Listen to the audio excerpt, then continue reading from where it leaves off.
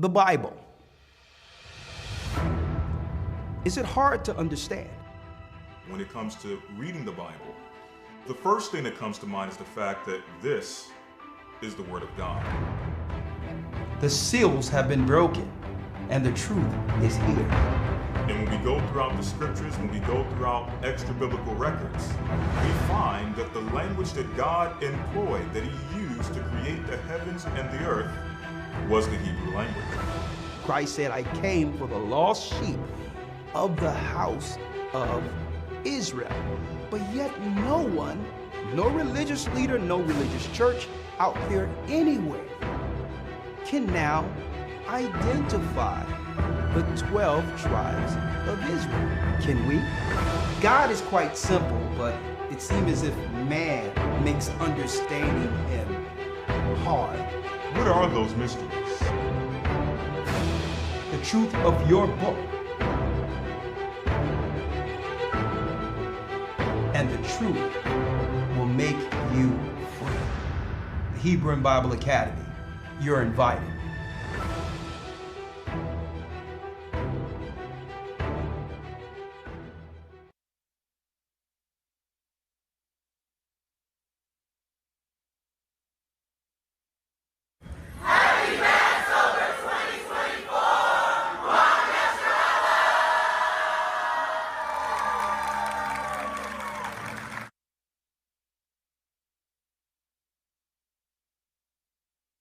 Shalom, shalom. Let's go. All praises be to the Almighty. Let's go. Let's do it.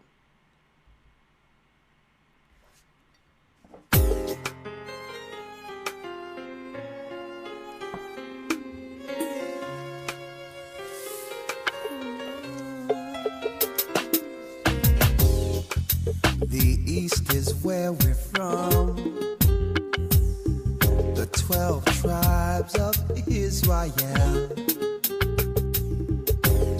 In 721 BC, Shalom, shalom. the Assyrian king, he took us down, we fell.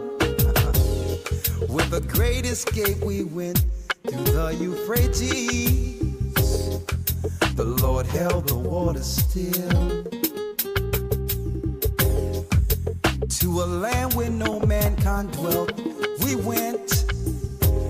The 12 tribes of Israel. So we be Manasseh, the Cubans, Ephraim from Puerto Rico, and Valley from the Isles of Hawaii. The Lord is calling back Israel. Zebulon from Panama, Gad, the North American Indians, Simeon, Come on in. Dominicans, AHAYAH's gathering Israel. The Arabs and Africans told us. At gunpoint. That's right, brothers and sisters. I'm Elder Shar, the Gathering of Christ Church, here with our weekly podcast broadcast in the midst of the Feast of Unleavened Bread. That's right. Boy, oh boy, what a Passover. Oh my goodness. All praises be to the Almighty. What a Passover in the midst of this chaotic, evil, satanic world. Israel is rising from the ashes. Huh? What a Passover. Oh, let me bring it down. Oh, come on. There you go. What a Passover. Hit the like button. We're going to talk. There's a recap for today. Shalom. Happy Feast of Unleavened Bread. We are in the week of the Feast of Unleavened Bread, which means no leaven until Saturday sundown. No leaven until Saturday sundown. So when it went down Friday, we did no unleavened bread, and it ends Saturday night. What a blessing. What a blessing was that Passover. I'm going to tell you, even the people in the service capacity of the Passover who was there, you know, to help, and they did a great job in accommodating us. Of course, a few things fell short, and they're going to make sure they straighten those things out, right? But outside of that, it was a blessing. And many of those who was in the service capacity are even seeking to join the gathering of Christ Church. All praises be to the Most High.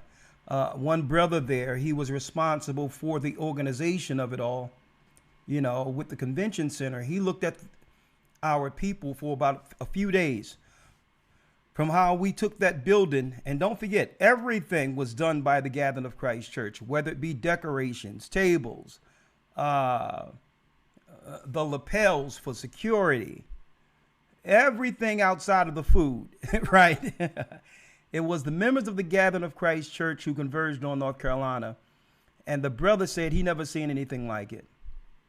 And simply in this earth, since I've been here, as far as the gathering is concerned, I have never seen anything like it. Peaceful, loving,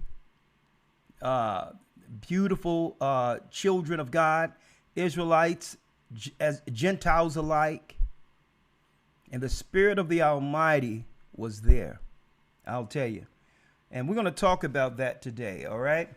Also, I think someone mentioned that they're going to come on about and want to talk about why the Gathering of Christ Church have our Passover before everyone else. And I'm not going to debate it. I'm just going to edify. Okay?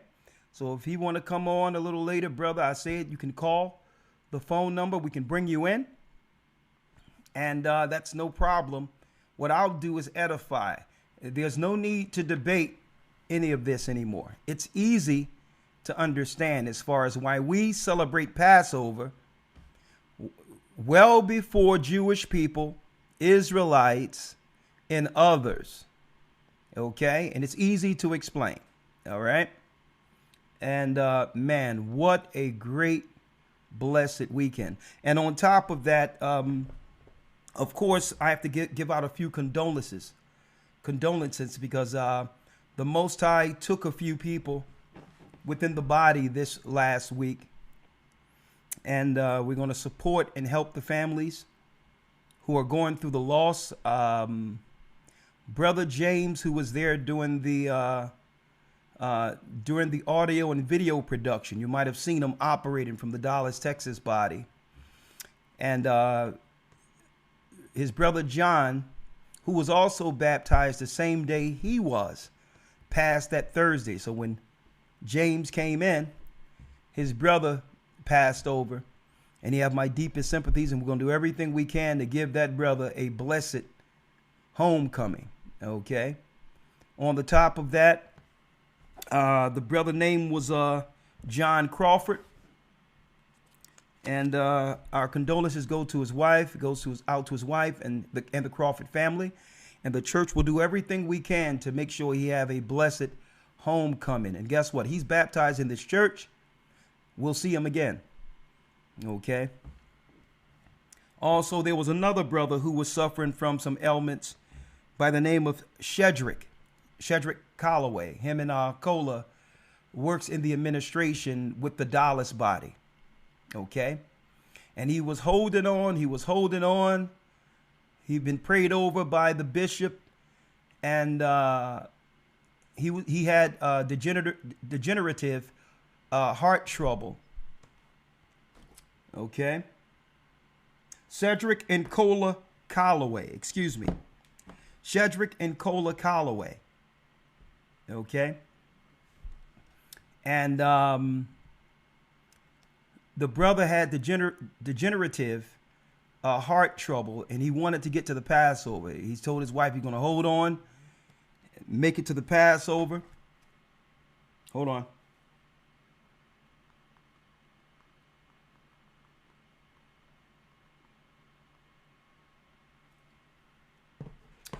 And the Calloway family, they came through the Passover, and he was there for both days, Friday and Saturday night. And after he came to the Passover, the Most High took him in his sleep. The Most High took him. The wife looked over. He just wanted to make sure he made it to the Passover. Some thought he wouldn't make it. he went to the Passover, and right after he went to the Passover, Feast of Unleavened Bread, both ceremonies, he fell asleep, and the Most High sent the angels. And there's a 7-day period in which you go from this side into paradise. We will see the brother in paradise. And also, we want to give our deepest condolences to Carlos Torres Sr. He also passed during this week, 2 days ago. And over in England, Bishop Dawada in England, his sister passed over. And we give our deepest condolences to all the families. And hey, we know a lot of chaos is coming to the world. The war will soon ensue. Hey, they may even start a war in order to keep power coming up with this election, which could probably lead to a civil war. But whatever's going on, the Most High is doing his will within all of it. Okay, the Most High. Excuse me, Dawada Gabar from South Carolina. Dawada Gabar from North Carolina passed. Dawada's sister from from South Carolina passed. Bishop Dawada Gabar, and she have our deepest sympathies. So do you, Dawada Gabar. And also Kazak's father, he passed, and the Most High is taking so many right now before the war. Feast of Unleavened Bread, souls are going over, and he's taking them. And we are to endure until what? Until Christ bring the saints back. Bring the saints back. Okay? 1 second. So all my condolences go out to my brothers and sisters in the faith. And if you're baptized in Christ, have received the Holy Spirit, that garment, that's right, you will rise and be a part of Christ's body within the kingdom. Okay? Now, and if anyone would like to come in and talk, I wanted to give my condolences to the families first. And if you were viewing the Passover, or if you attended the Passover, here's your opportunity to talk about it. A Passover recap, okay? What a blessing. Some people out there might ask, well, what is the Passover? Well, when you go into the book of Leviticus, the 23rd chapter, it gives us the commandments to keep these holy days, these feasts, throughout all generations. It was given to Moses and the Israelites coming out of Egypt, right? Celebrating when the Most High did what? He passed over those who had the blood of protection on the doorpost during Moses' time. Whoever believed Moses was sent, put the blood on the doorpost, and guess what? The death angel passed over. Well, that death angel ended up destroying the majority of Egypt.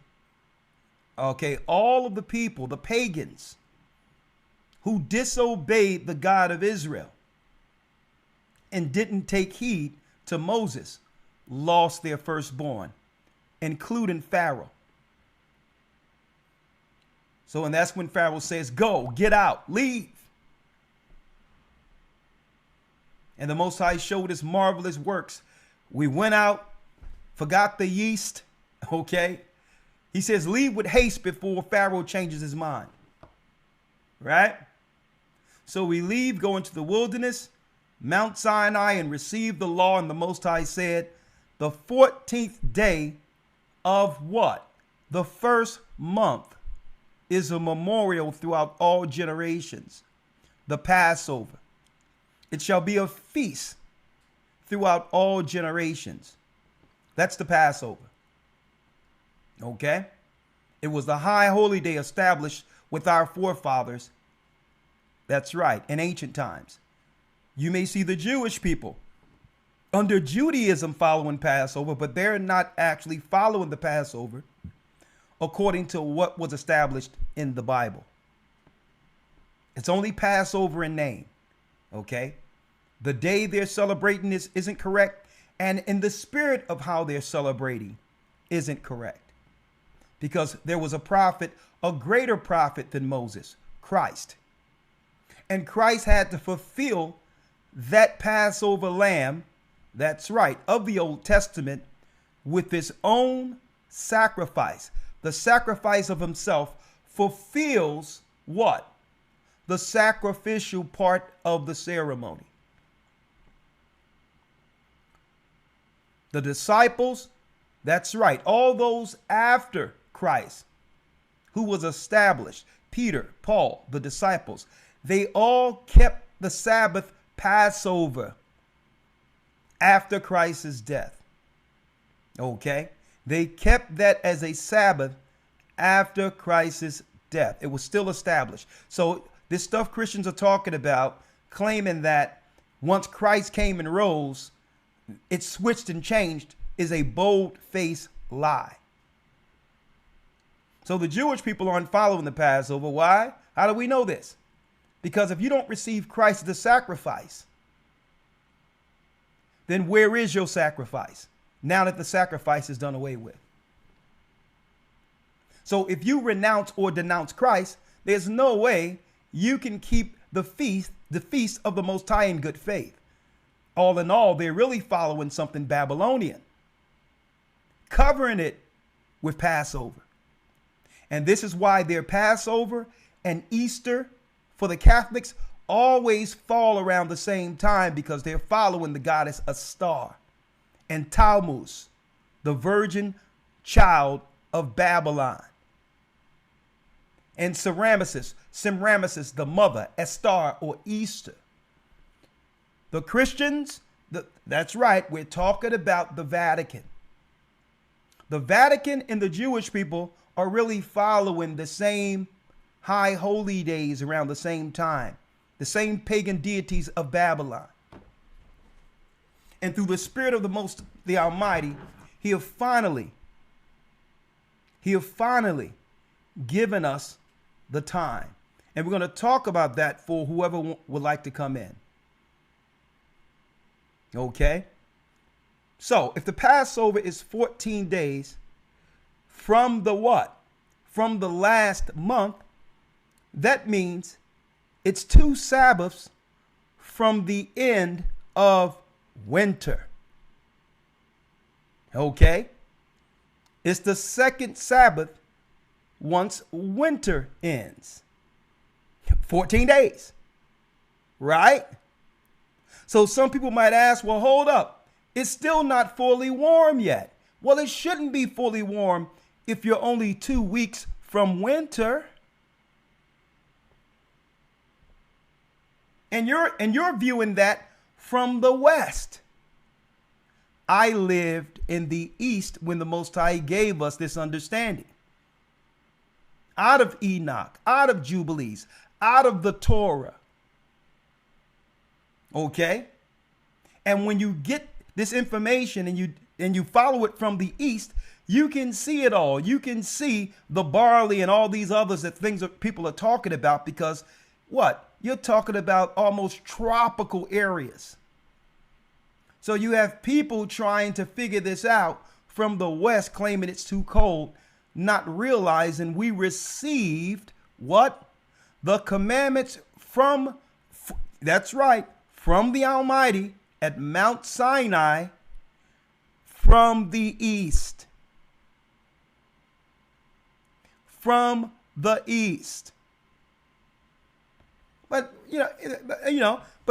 we're open to hear what others have to say. And it's only through pride and ignorance, many people are ignoring this. Do you think all the other groups and all of them haven't heard what we've been teaching for years? The Most High gave us his understanding since 2013. You think they haven't heard it? So the whole thing, if they inquired even privately, I would show them that their Passover is not the Passover being celebrated in heaven. Right? So we're going to break it down. If the Passover is in the 14th day of the what? The first month, that means it's the second week from the end of winter.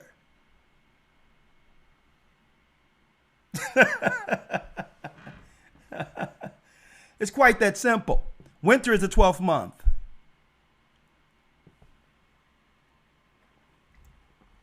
So let's jump in. Elder Lawyer, how you doing, my brother? Let's bring Elder Lawyer in. Elder Lawyer, where is he? Oh, let me bring him. Oh, I see him. Hold on. Skype, where is it? Hold on, Elder Lawyer. Yes, sir.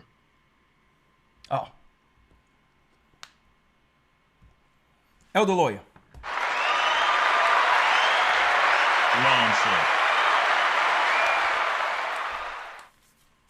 Shalom, Elder Lawyer. How are you? I'm doing well. How about yourself? I'm blessed by the best, and his name is AHAYAH. If you can quantify a few things, just give me your humble opinion on this Passover. Right? We've been through many. Starting at 15th and Styles years ago, where there was only about 15 people probably. Yeah, very small. Yeah. So what is your perspective, Elder Lawyer, after coming through this Passover? The overall perspective. If I can sum it up in just a few words, I would say probably and I know we say this every year, and I think that's because it gets better every year. But for me personally, I feel like this was the best Passover that we've had thus far. Yes. Yeah, I think so on many levels. But just to sum it up, I think the experience was just beautiful from beginning to end. Definitely the best Passover yet. And the spirit of the people, you had to be there to understand it. Right. You can tell, Elder Lawyer, that there wasn't any dissension or negative spirits, right? You can tell that, that the people at the Passover embodied the spirit of Christ. And I mean, that spirit, it was contagious, right? Yeah. You can tell that everything didn't go perfect, but you would know it because people were more so in the appreciation phase of what that weekend was really about. You can tell. Right. It was very difficult to be angry, upset, or frustrated, even if you had a reason to be. Yeah. Again, we understand that, many things happen, but it was very difficult, even if you had a reason to be, to stay in that spirit based on what you're saying, basically the spirit of what was going on those 2 days. So even if you had something going on, things didn't go as you planned, or whatever the case may be, that was shored up very quickly based on the spirit of the other brothers and sisters that were there. Yeah. You understand that, many things happen, but it was very difficult, even if you had a reason to be. Yeah, Shawan, if you could put it on mute for me real quick. Yeah, Shawan just came in. Go ahead, Elder Lawyer. I'm sorry. No, sir. I was just saying that, yeah, even if you had a reason to be upset, a genuine reason, that was cleared up very quickly, very easily by the spirit of everything that was going on. So you couldn't be mad even if you wanted to. Yeah. The spirit of patience. I mean, the music was absolutely wonderful. The band. I mean, you're talking about the video audio crew. Let me tell you, one of the guys who was the main man and the main guy, the point person in the booking from their side. Yeah, right. He was phased. He was just blending in the background, watching everything. And he called us yesterday and he said, listen, he have never seen anything like this in his life. He'd been through churches. He says He've never seen anything like this. He's speaking of the organization of the people. Right. How everyone was so respectful, how the security was set up, how there was no friction, not one dispute.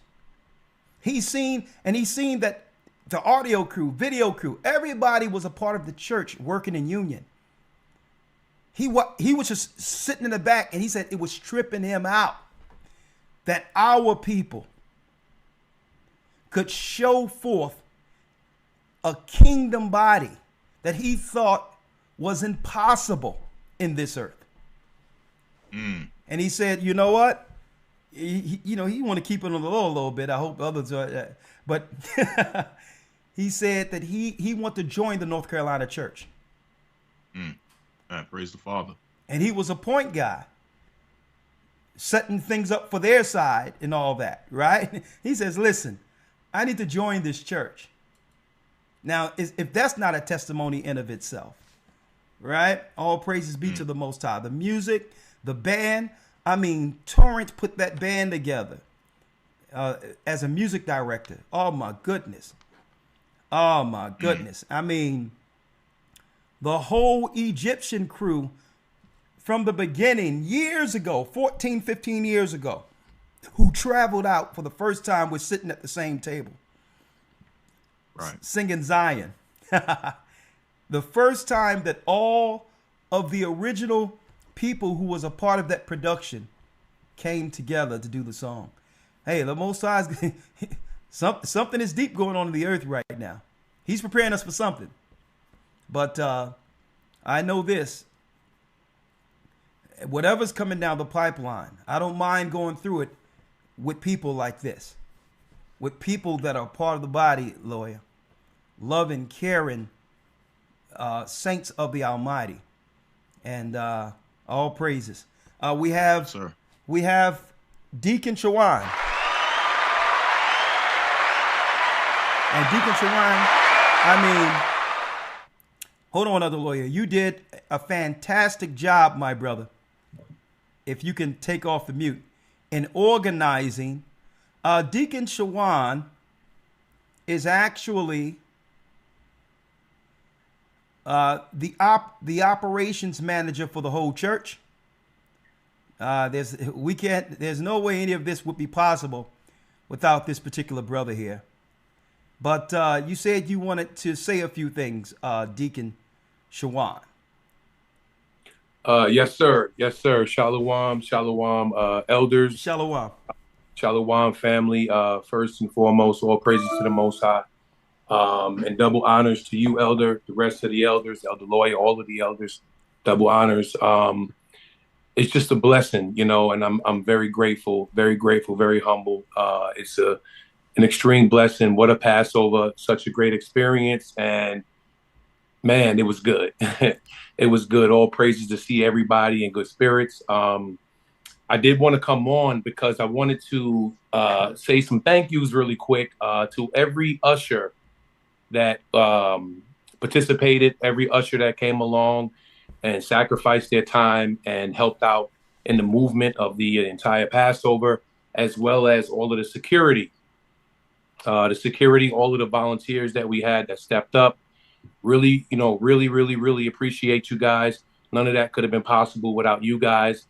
There's a couple of people, Deacon YASHAYA Gabar, also Officer Craig out of Philly, Officer June out of Philly, Officer Elijah out of the ATL. Then on the usher side of things, we had Officer Micah Allah, Officer Leonard, Brother Tazabah. We had Officer Shadak in Cleveland and Officer Goodall in North Carolina. Those brothers were really crucial in this movement.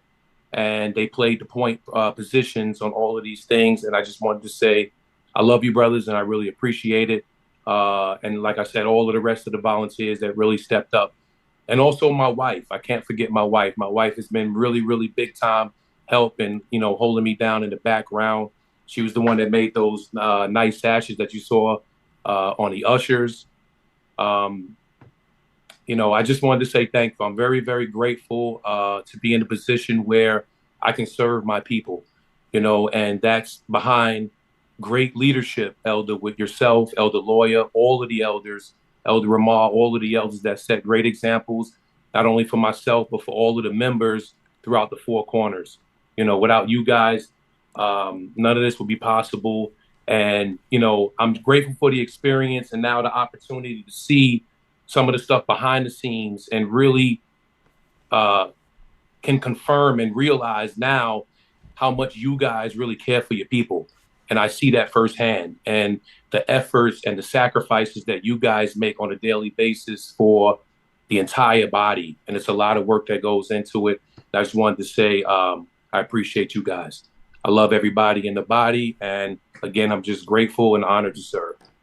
Yeah, because I'm glad, you know, all praises be to the Most High. You know, we're your servants.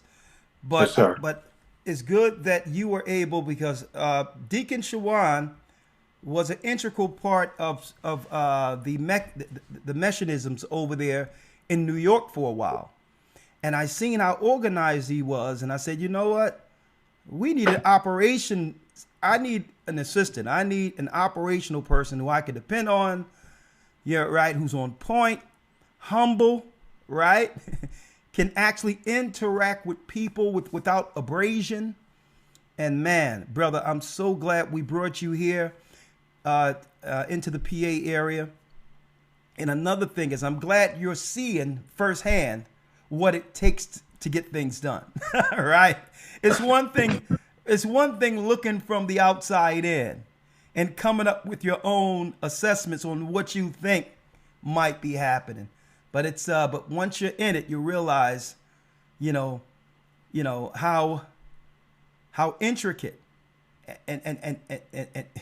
and tasking working with God's people throughout the four corners of the earth, how it can be, but still keeping things afloat with the people while growing.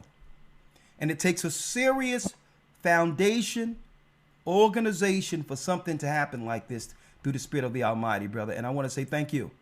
Hey, but we're not finished. All praises. I appreciate that, Elder. I appreciate all of you guys. And like I said, just honored to serve. Okay. Wow. Well, thank you, brother. I'm going on with the broadcast. You can let yourself out, but if you want to pop back in, because the Zoom is going to be there, and you can just let yourself in at any time, okay? Khan. Yes, sir. Shalom.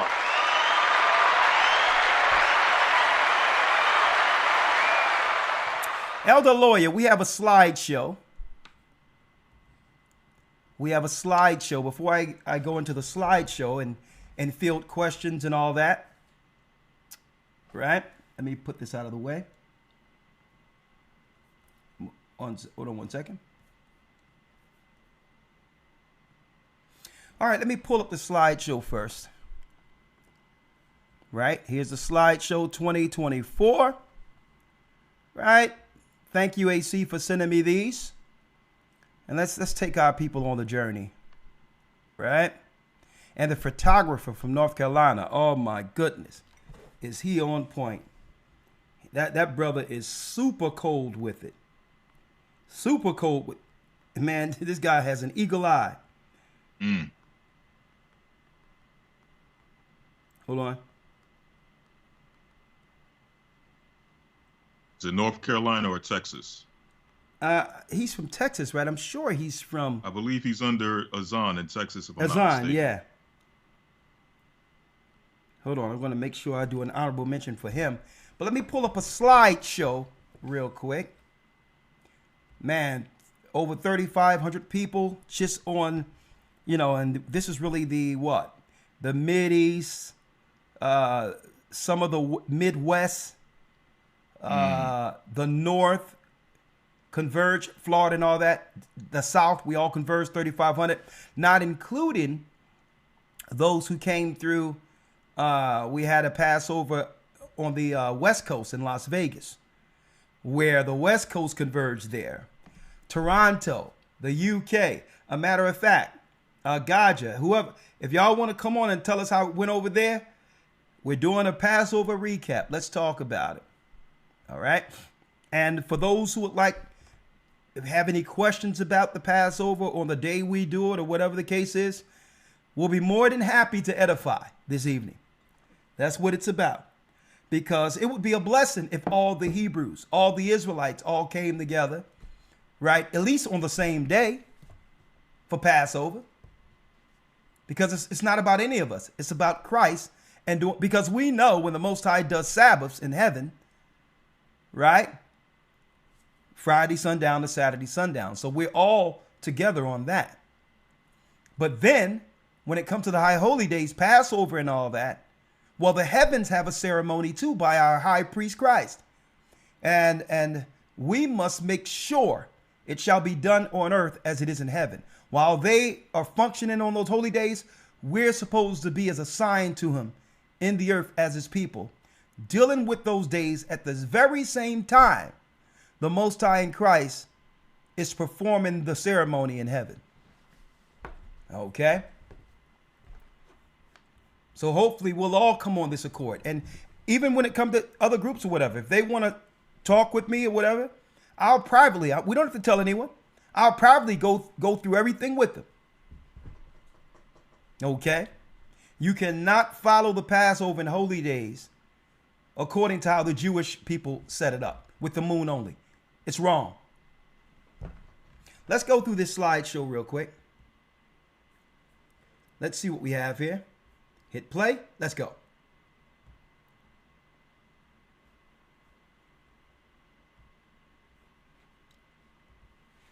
Look at that there.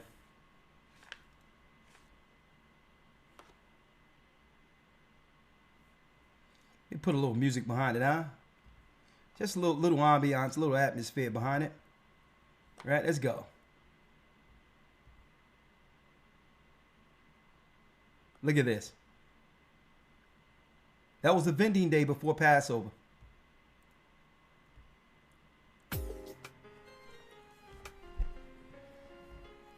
Look at this.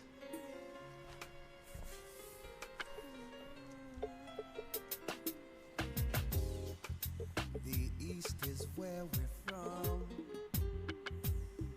The 12 tribes of Israel. Look at this. 721 BC.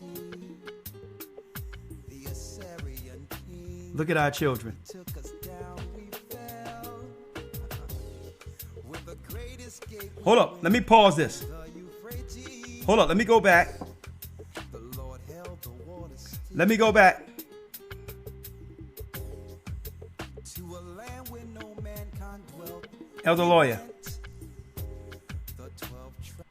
Out of nowhere, Yes, sir. I said, let me do a little background atmosphere, right? I put on the 12 tribes song, right? Mm-hmm. And here's a woman here who made a shawl for us, right? For me, right?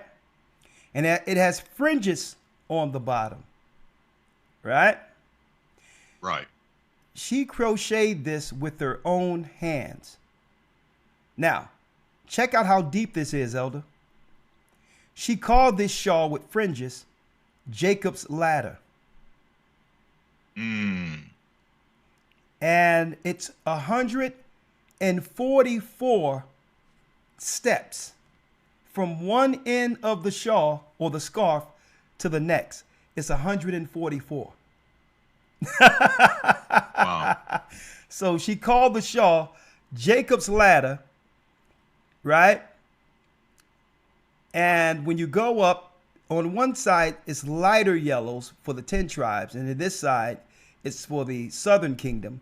But when you go all the way through, the ladder goes all the way up to 144,000. And she crocheted this with her own hands. Praise. It's a labor of love. That's a labor of love. Sister, we really appreciate your gifts. A lot of patience and time went into that, sister. We really appreciate it. But let's go on. More on the slideshow here. Tribes of Israel. So we be Manasseh, the Cubans, Ephraim, from Puerto Rico, Nepal, Look at our brothers.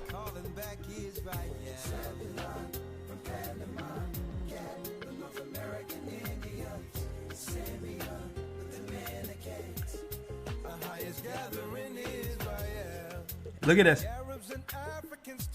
They had vending, singing. Together our wives and children that sold us.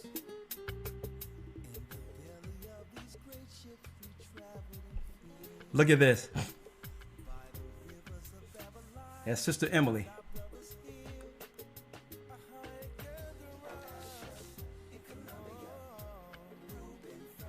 All the tribes and the Gentiles in Christ. Elder Lawyer, these garments were absolutely royal out there. Yes, they were. Oh my goodness. Look at this. He says, I'm going to do the work, that young boy, that young man. Mm.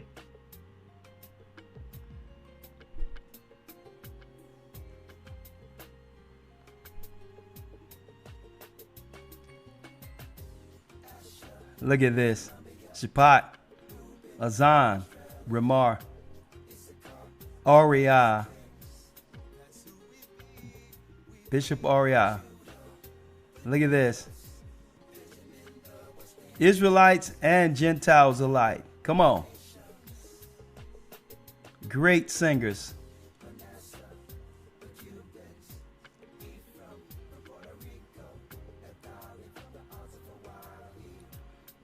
The Lord is calling back Israel.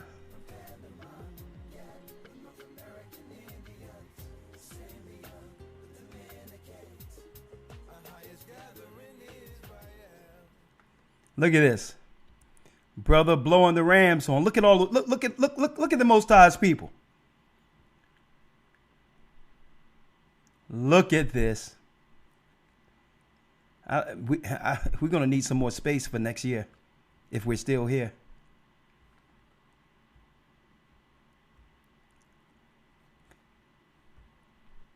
Our sisters were looking like princesses, queens out there. Lord. Look at this. Daughters of Zion.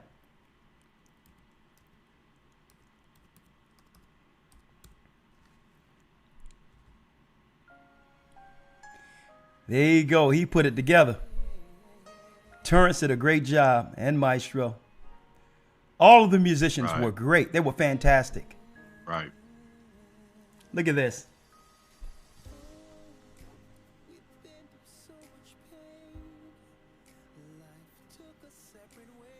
And we've been through so much, man, you know. Look at Bishop Al, Elder Al, excuse me. You know, the Philadelphia congregation, they've been through so much. Right. And they persevered, though.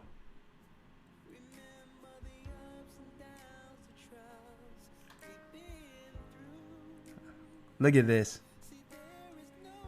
Brothers and sisters, is this amazing or what? Hit the like button. Come on. No grudge, yeah. Look at the mighty men.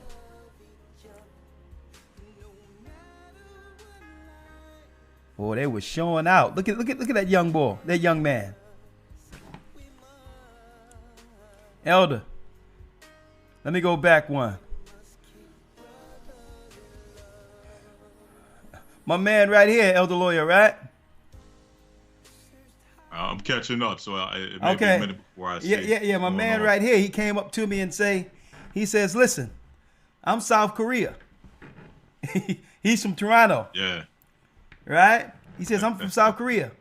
Baptized in the church. I'm like, listen, you are a brother.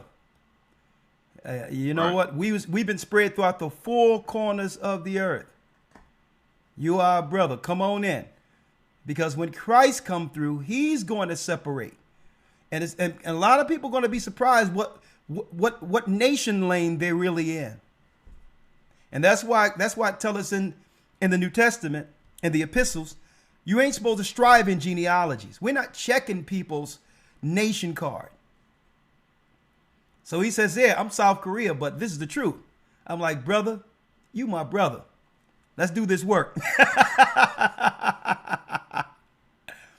There was representations from all nations who were baptized in this church. All praises.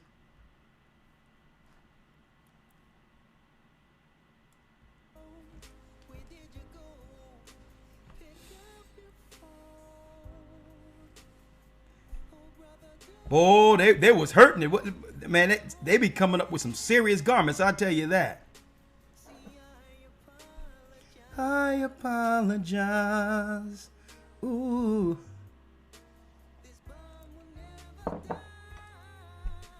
Look at this. They go that play. Those brothers can act.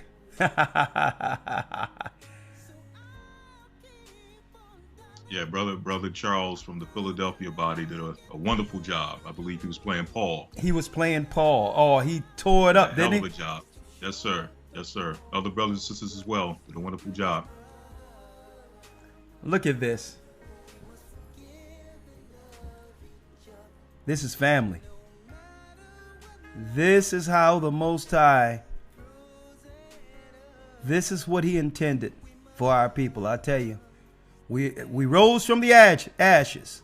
Am I wrong? I got Azel right there. Look at the hat. Oh my goodness. Hold up. Hold up. Hold up now. I didn't know he caught this one. They got the hat suspended in air. Oh my goodness. Hey folks, I'm seeing these for the first time. I'm seeing these for the first time. That takes me back to my stepping days right there, y'all. I'll tell you. Let's go. Whoa! Look at the people. Let's go. You talking about some righteous fun.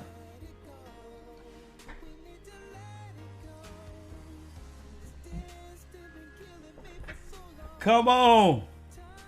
Oh, Quadam.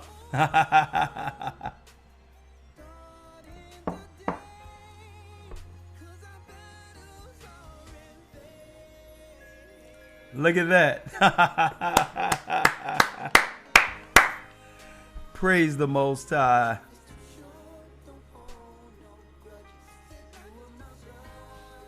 Hey, yeah. You're my brother. No matter what life throws at us. They go lawyer. We still love.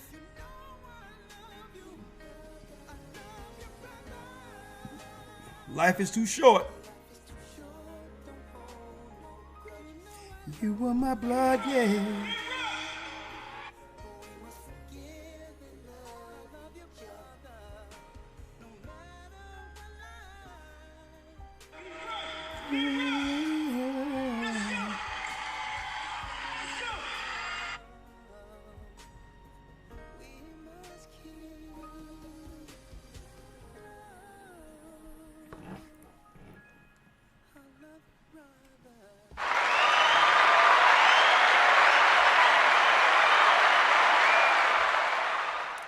There it is.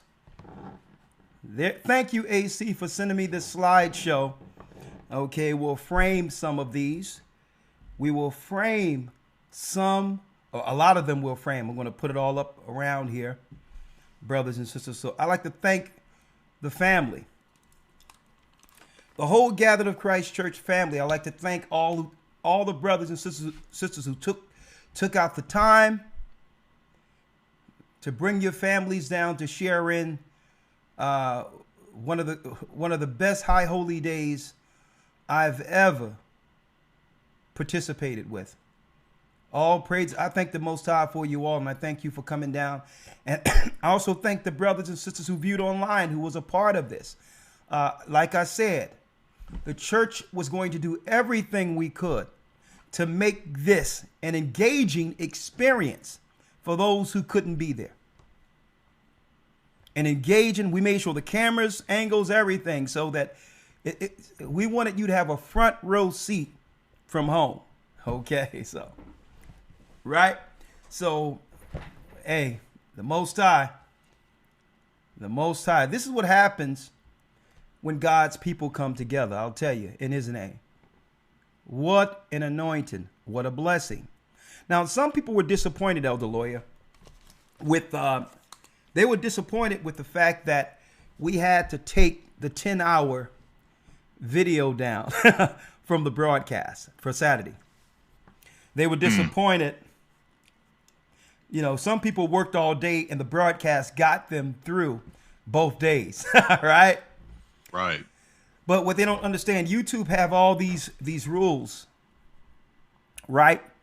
YouTube have all these rules, and that a lot of some of the gospel songs. Now, many brothers and sisters did originals, but many of the songs that were performed by the choir were copyrighted or music that's out there.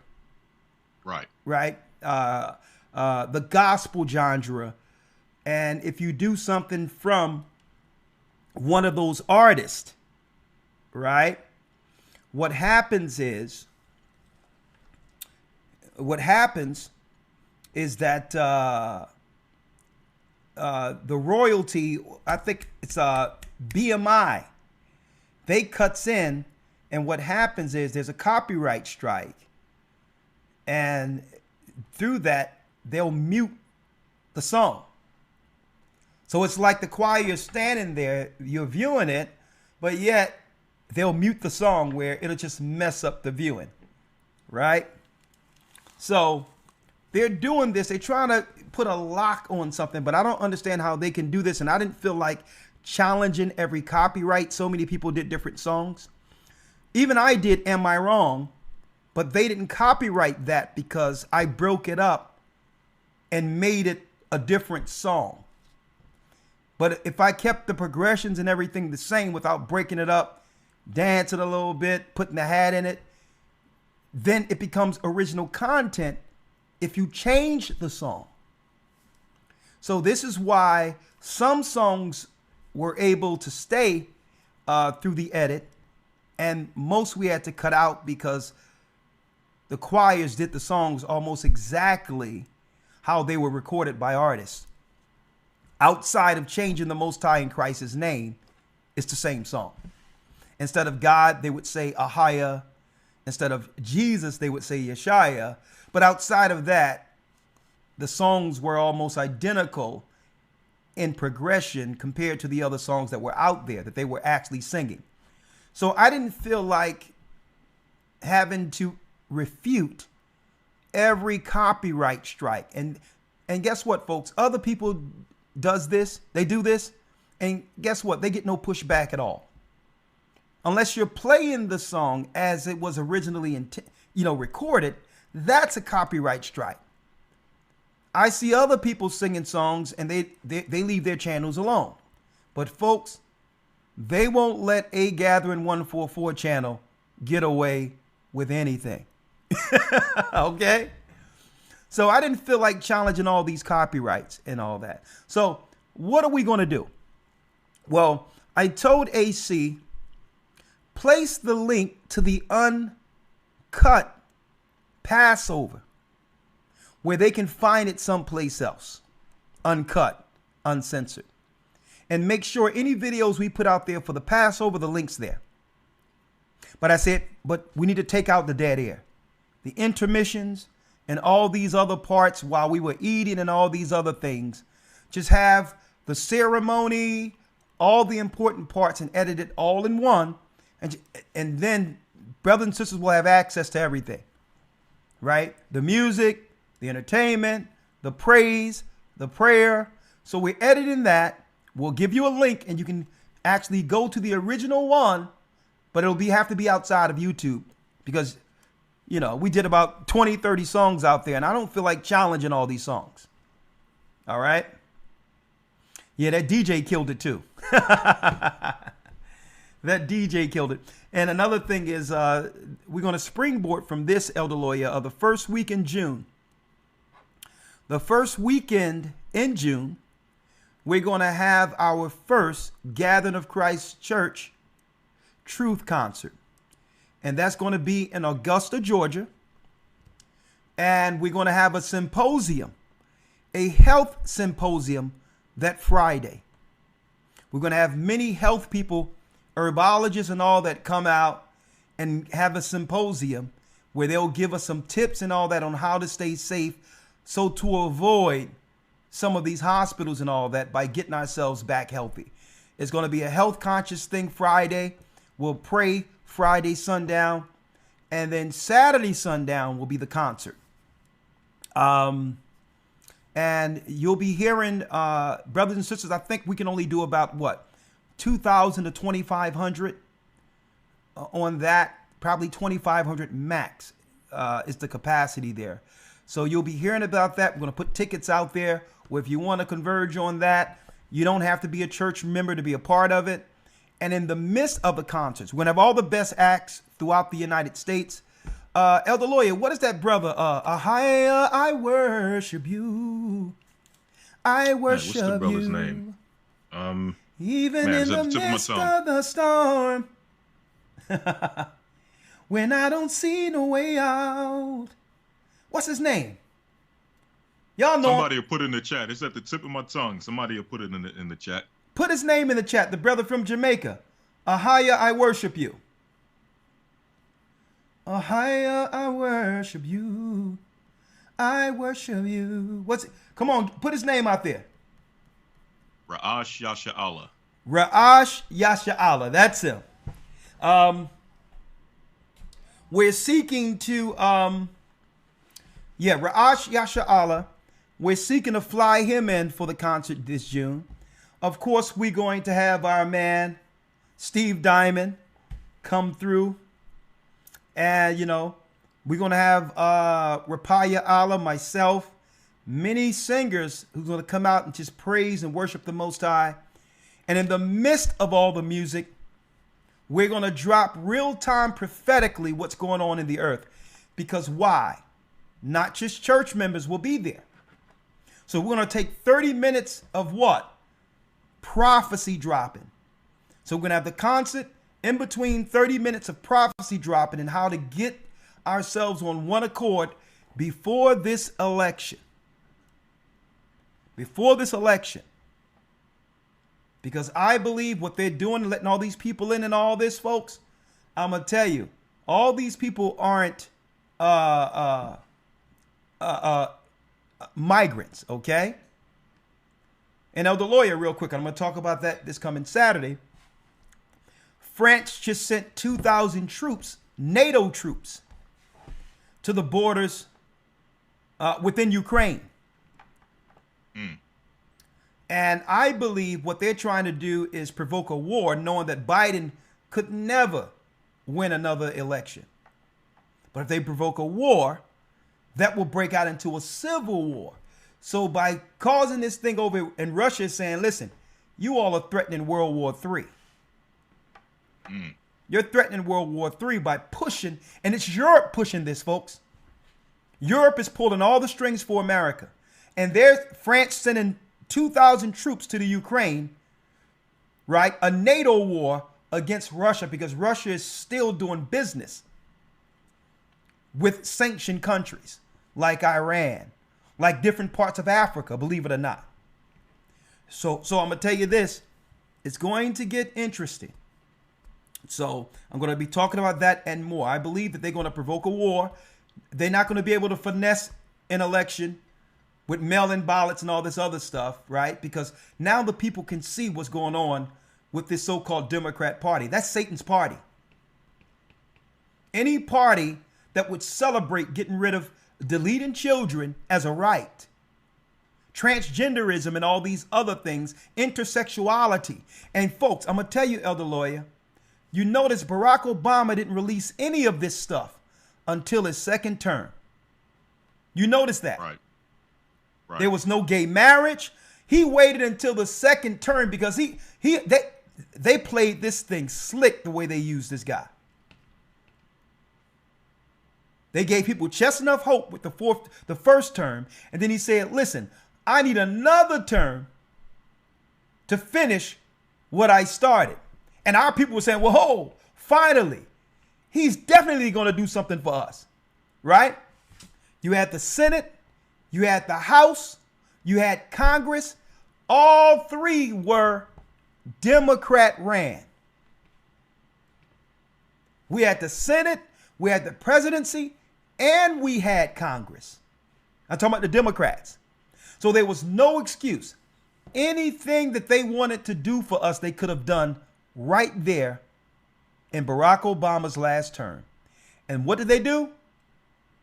What did they do? Gay marriage. We started hearing about all this other stuff. Transgenderism, flags, rainbow flags all over the place. And now the people, our people, realize we were bamboozled by a foreigner. A foreign entity came in, cloaked, cloaked under civil rights. And guess what? What we're seeing now was their plan the whole time. So you know what? They know that they can't win another election. People can see them now. But how would they stay in office now that there's no sickness out there with mail-in ballots and all this other stuff and riots and all that to actually distract people while things are getting finessed? Well, I believe that they may cause a war to throw off the elections. And if that happens, I'm going to tell you, America will, I'll tell you, America will spiral into civil war. Watch what I tell you. So, Passover week, right? Let me pull up 515-6059-327. So we're going to be talking about that this June. And we'll be taking that particular thing on the road. Sister Shirley is working on a play for the first week in June also. Elder Lawyer. No doubt. And the play is going to be concentrated on, and if you want to call in Shirley and tell everyone about it, I had no influence over it at all. How the world powers targeted our sisters. And it's going to show in the play who we were before they began to do what? Program our sisters who were impressionable. And the outcomes, it's going to show the righteous outcomes, and it's going to show the righteous outcomes for those who chose Christ, even when there were choices to choose the world. And also those who were duped with what the world was selling. Right? She says she's putting this production together, and it's going to be aimed towards our sisters, because this is what they do. See, if you're trying to destroy a nation, you only have to tilt one side. You only have to tilt one side. See, when it came to listen, we went through it, Elder Lawyer. We went through it during the era of the 80s, 90s, 2000s, when it was gang war, crack. And our people started selling drugs on the corners to our own people. Went off as men who were entrusted to protect the community. Right? And then guess what? Once we started realizing what was going on, then less of that. And then they started pressing on the women when it comes to freedom, free love, sexuality, and all these other things. They say, let's press on the women now. Femininity and all of this, knowing that it affects the poor. Anything negative affects the poor more so than any other people.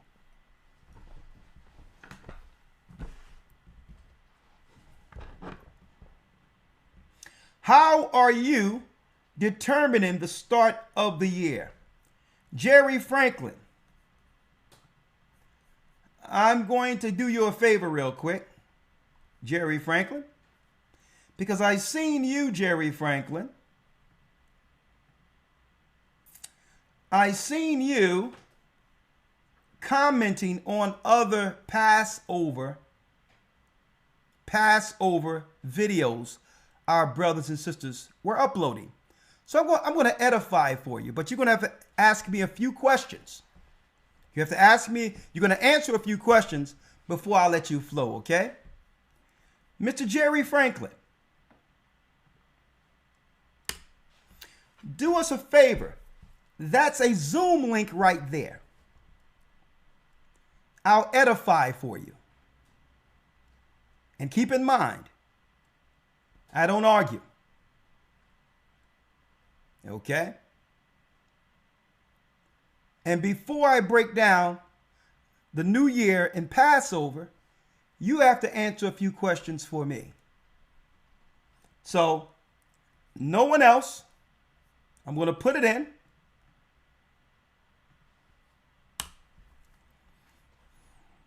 Mr. Jeremy Franklin, Zoom is up. Elder Lloyd, you got your Bible out? Yes, sir. Grab your sword. Okay, I got my Bible ready. Because Mr. Jeremy Franklin sought to come into some of our uploads and said that we shouldn't be celebrating Passover right now. All right? So, here it is. Mr. Jeremy Franklin, how are you? Right?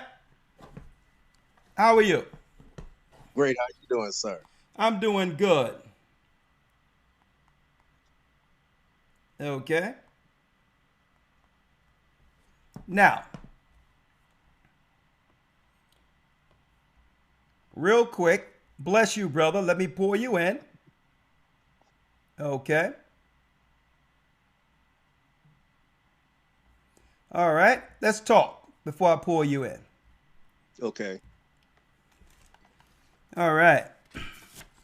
How old are you, Mr. Franklin? 63. How old are you? Brother, the next time, sir, you ask me a question after I ask you a question, that will end this dialogue. So listen, I'm going to say it once, but then if we go again, sir, I bid you a good night. So you understand how this is going to go? Yeah, we can flow like that. That'll be fine. Okay. So like I just stated, I'm 63. Thank you. 63. All right. Thank you. 1 second. And understand, I don't know you. That's number one. Number two, I never seen you. I don't go to your videos. And I've never interacted with you. You are here where we are. Okay? So, since you're here, we dictate how it goes. Okay? So I'm going to ask you a few questions, sir. All right? Who did you learn under? What church or Israelite group? I've listened to several groups. I've listened to, whether you want to call them camps like IUIC. I've listened to, if you want to call them congregational, Israel of Jesus out of Chicago, and I've done studying on my own. Okay. So you listened to many different groups, camps, including our church, and you studied on your own. So you're not affiliated with any congregation, correct? No. Okay.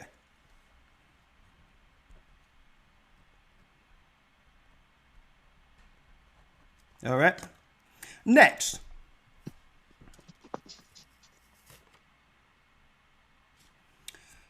When did you receive the understanding of the time according to the book of Enoch? What year was that?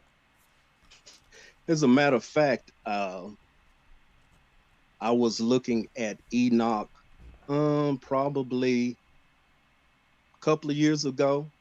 Okay, let me phrase the question because I'm very exact with how I ask questions, so that you can. Okay, and I'm gonna be exact with Okay, can I listen. give you- Okay, sir, listen, because we're not going to talk around. Because what I'm saying is direct, and it only takes a direct answer.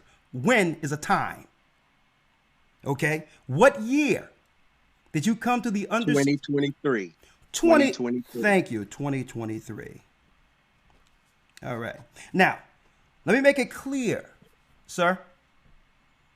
The Most High gave us this understanding when I was overseas near the Sinai area 10 years ago, 2013. Okay? I'm just giving you that for edification. So 10 years before you can question whether or not, right, the New Year is correct or the Passover was correct, we were already doing it. That's all right. Now, next thing I have to ask you, right? What is the Sabbath, or what day is the Sabbath according to your calculation of looking at Enoch? It starts actually it starts where the I'm going to ask you have again. The first of the month. Sir, I'm going to listen. You're not listening good. I'm going to do it again. There's 7 days out of a week. Sunday, Monday, Tuesday, Wednesday, Thursday, Friday, Saturday. What day is the Sabbath? It's the seventh day. Okay, so what day is that? Give it to me. We say it's Friday sundown to Saturday sundown. Is that yours? It is right now, yes. So you mean it changes? It changes according to when the start of the month is. Okay, so again, is there any? Okay. No, I'm very good at asking questions. Listen to what I'm saying. So, is there a time where Sabbath isn't Friday sundown to Saturday sundown? Like I just stated, it depends on the start of the month. It's still yet going to be the seventh day.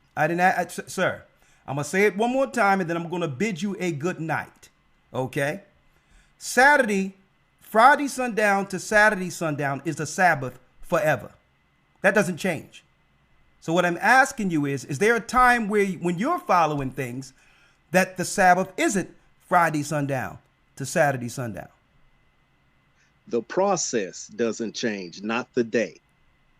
It's still you're going to be the seventh day of the month. Okay. Seventh day of the week. All right. So, sir, we're about to bid you a good night in a couple of minutes. Let me ask you this. When you celebrate the Passover, right? Who's going to be there with you? Who's going to be there with you doing it? My family. Okay, so what about the Holy Convocation that was established with the church according to what was given to Peter, where it says keep the Passover, and Paul? They were keeping it as a congregation. Okay, when I was with the congregation, I kept it with the congregation. If I'm not with the congregation, I'm keeping it with my family. Okay, so this is what we do. The Bible tell you about what? The Bible tell you about forsaking the assembling. Okay, so when you can get it right on where you need to be instead of bouncing all around the place, because you're not in a position, sir, to tell us anything concerning the high holy days. You're out of. Well, you're asking. Okay. Okay. Listen to what. Listen to what I'm saying. Okay, so why wouldn't it be okay to ask questions? Okay, well, let me show you why. Elder Lawyer. Because that's why I put it in. That's what it sir, in the video. Sir, I'm going to show you. I'm going to show you now. Now, there's a reason why I'm talking with you, and I'm not letting anyone see your face or picture. Okay? And I muted you so you don't have to speak back because no one can hear you. There's a reason why I didn't show your face. right? Number one, if Christ is in you, you don't have to be here with us trying to tell us when we should be following holy days or the new year. You should go out, sir, your lips are moving. No one can hear you. So that means you have to listen until I unmute you. Okay, well, I'll tell you what, keep on talking. Don't worry about it. No one can hear you anyway. So it's like this. You're not in any position to tell us what day the holy day fall on because you're not even following it. That's number one. Number two, you're tossed to and fro in different winds of doctrine. Leave us alone. You don't got to look at our videos. Go about your business. Listen, go about your business, sir. Let me show y'all what we be dealing with here, folks, real quick. Let me show you what we're dealing with here. This is what we're dealing with here. People who are being tossed to and fro all over the place, no foundation, but see fit to try to intervene and come at a glorious time when the Most High have risen a nation through a work. A person with no work at all, who's here to put the cherry on the top concerning what we're doing wrong when he's doing nothing. Okay? Now, you can hold tight. You can learn something real quick. Elder Lawyer, the brother said that he done bounced around to all different types of teachings and wonder why he's so confused. And I pray for the brother. Hopefully he'll find a place. And the only thing I can say is, brother, go and do the work on the holy day the Most High have established for you. And if the Most High found favor in it, he'll bless your work. You don't have to follow what we're doing. Go ahead about your business. You don't have to comment. You don't have to. And folks, I'm going to tell you. And this, I'm going to tell y'all what's going on here, folks. And this is how you can tell the elder class has failed us. They have failed us. They've done nothing against the Vatican. They have done nothing doing civil rights. Nothing. They wait till the Bible says through the mouth of babes he will speak to his people. And he used young men to bring this truth and bring a nation together. Right? He used young men to do it. And on a glorious week like this, he can't even celebrate and thank the Most High for what most of the world thought was impossible. As an elder man, he was supposed to watch us and say, you know what, young man, job well done because we didn't do it. We couldn't do it. How can I get behind you and help with the work? No, he want to come in 2023 with a clock that don't work. And this is why the Bible, and folks, I gave him the opportunity. Okay. But I wanted you all to see, because I'm not going to have him come on this platform to teach anything, because this is how guys like that get listened to. He can do nothing on his own. I've met many guys like that, where they think they have the all to end all with no work. Elder Lawyer, chapter and verse.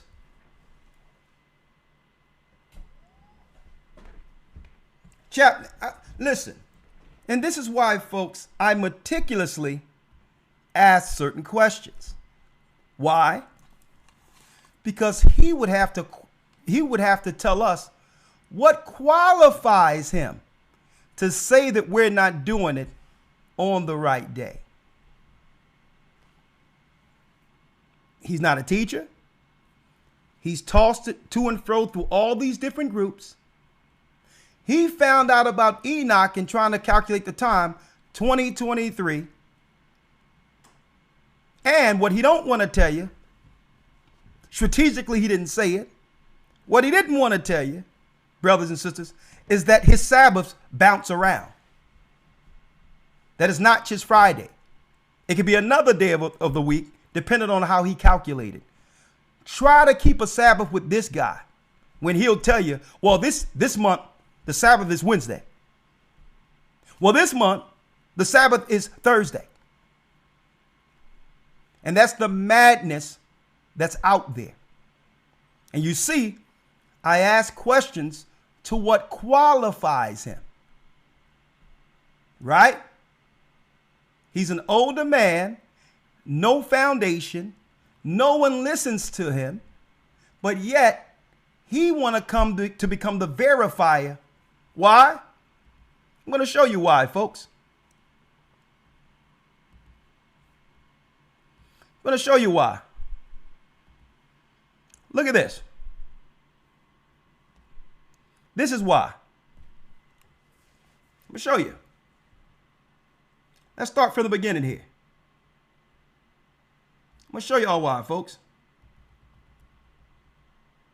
This is why, folks. Right here.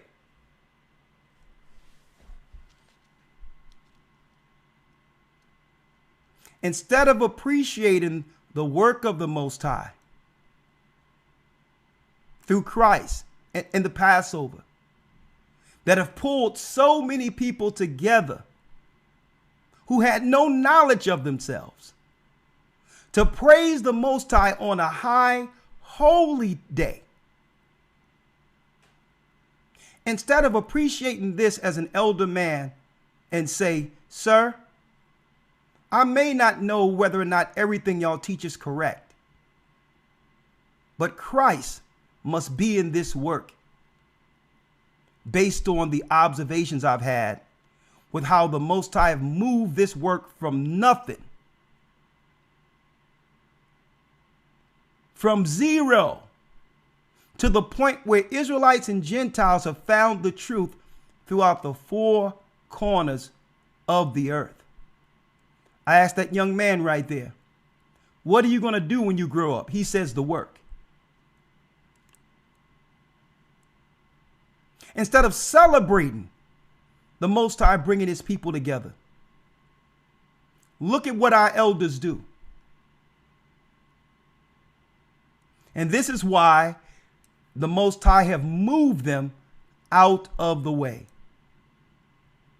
Through the mouth of babes, I'll speak to these people, and I brought them in intentionally. See this? You know what, brothers and sisters? Men like that seethe when they see God's people come together like this. It hurts him to see God's people gathering in unity and in the faith. All of this great work the Most High have done throughout the four corners of the earth. And the only thing he could come up with is, you might have the new year wrong.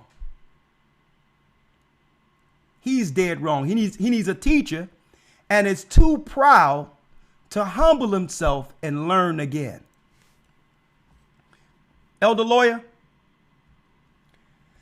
let's get the scripture to show the brothers and sisters out there what this man suffers from. Chapter and verse. Now, he can be taught, but in order for him to be taught, he'll have to forget everything he knows and come like a newborn baby and learn from someone younger than him. Or he can sit on his couch with a few people in his family and bounce around on their own Passover, whenever those days are, with no one in attendance, with zero in attendance. Right? And I pulled him in, Elder Lawyer. You probably don't know this. A brother uploaded a video of our people. He had a camera going throughout all of the vending and the teachings and all that to show brothers and sisters how glorious it was with the Most High's people in one place. And out of nowhere, obviously this man who just popped in, who's all up on our set, right? We don't know this guy. He pops in to try to put a damper in it, trying to say, well, y'all not doing it on the right day. And I said, sir, call in. Okay? Because I can prove we're doing this on the right day. And I'm going to do it, but I'm not going to do it debating him. Because why? he's not qualified for a debate. Do some work first, sir. Elder Lawyer, chapter and verse. This is what this man suffers from. Chapter and verse, Elder Lawyer. Hold on, let me do it. Okay. Let me admit Bishop Amath. Hold on.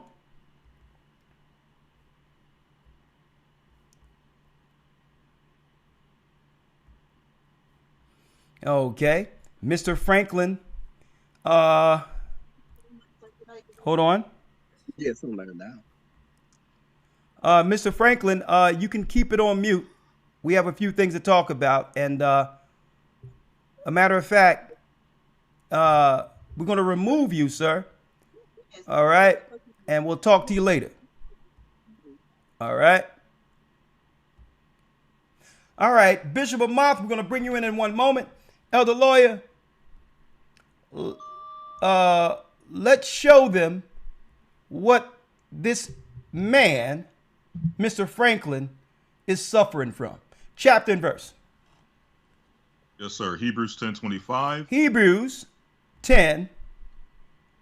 And then I'm going to edify for all of you, including Mr. Franklin as a student. Okay? If he would like to become one. Hebrews 10, let's read it, and 25. Yes, sir. Let's read this first. Yes, sir. Come on. Not forsaking the assembling of ourselves together, as the manner of some is, but exhorting one another, and so the much more as ye see the day approaching. Now, as we see the day approaching, we're supposed to what? Exhort one another. We should be celebrating brothers and sisters coming together who once thought they were Muslims, atheists, who had no understanding of the Sabbath, who had no understanding of Christ. Right? We should be exhorting we should be celebrating one another. But all he can see is what? He don't even understand. The only thing that he could see is himself. And that's why the Most High will have him to himself. And the reason why he's seen all these groups all over the place and couldn't join any to learn, he thinks he's above everyone else. And that's why he's alone. He thinks he's the personal qualifier who can look at IUIC and say, well, that's where they're wrong. Let me show you where GOCC is wrong. But yet it's only him next to his closet eating what? That's right. A leg of lamb with him and his family on the wrong day. Not forsaking the assembling of ourselves together. What is this? That's why I asked him, what church are you a part of, sir? Show me the church of Peter where it was just him and his family. Okay. So what qualifies you to critique a work that the Most High have done in the earth that have surpassed anything you have ever participated with in your life? Forsaking the assembling, this man is forsaking the assembling of God. Instead of getting under the assembling and celebrating the assembling, he strains at a gnat, yet swallow a camel.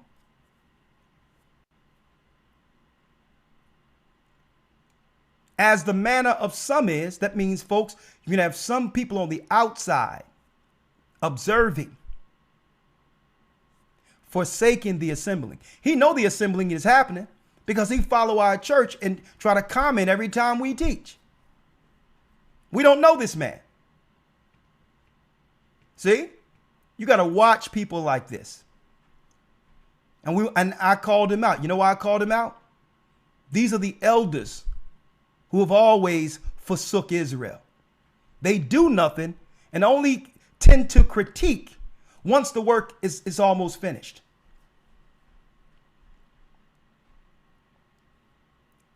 but exhorting one another, and so much the more as what, Elder Lawyer?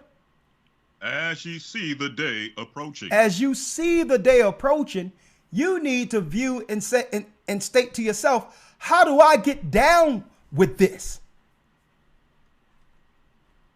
I've been forsaking the assembling. Is it possible that, and he never even thought about this, Elder, is it possible that your works are fruitless because you're wrong? And that's why it's only you with your family, but everyone else is wrong.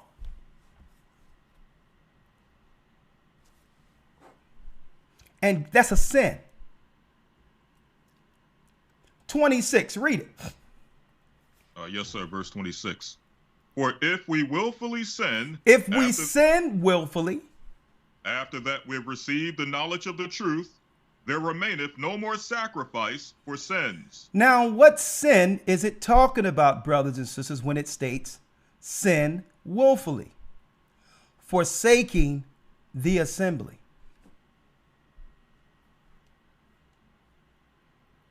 It's so-called 2024. He just tried to figure out the times of Enoch in 2023. Wrong as a broke clock. Right?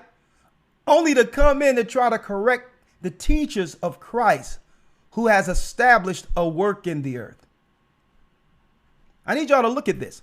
The Most High have given us this since 2013, and the Most High have had this clock right on point ever since we've been following it when it comes to the seasons. But I'm going to teach him if he's willing to learn. Okay? I brought you in, Mr. Jeremy, whatever your name is. From now on, the only thing you can do, sir, is learn. When it says, for if we sin willfully, what is the sin? Forsaking the assembling. You don't even have a church. You're not even a part of a church. What qualifies you to critique? So it says here, 27, but a certain fearful, looking for a judgment and a fiery indignation which shall devour the adversaries. Right? He's really an adversary. See? And in order to justify himself doing nothing, he justified that by claiming everyone else is wrong. That's the only way he can live with his own conscience. Because if we're right, then why isn't he doing it with us? So he has to say everyone is wrong to justify himself doing nothing on his couch while the Most High bring forth a nation right before his eyes. Right before his eyes. And I wanted to use him, brothers and sisters, as an example. Because if he had work, brothers and sisters, he wouldn't have time to try to tell us what time of year it is. He would be working. So what he received tonight was what? An admonishment. You're right, Elder Dell. And don't block the brother.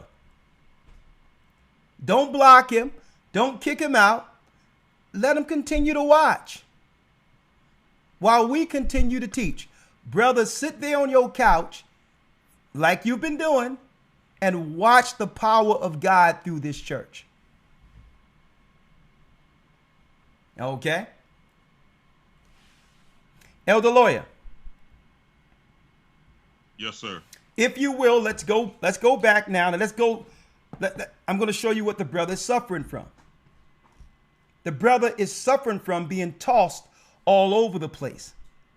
One of the cardinal mistakes people make is to go online and to begin to go into all these different doctrines of groups and think that you have the know-how and the knowledge to decipher from each group what's right.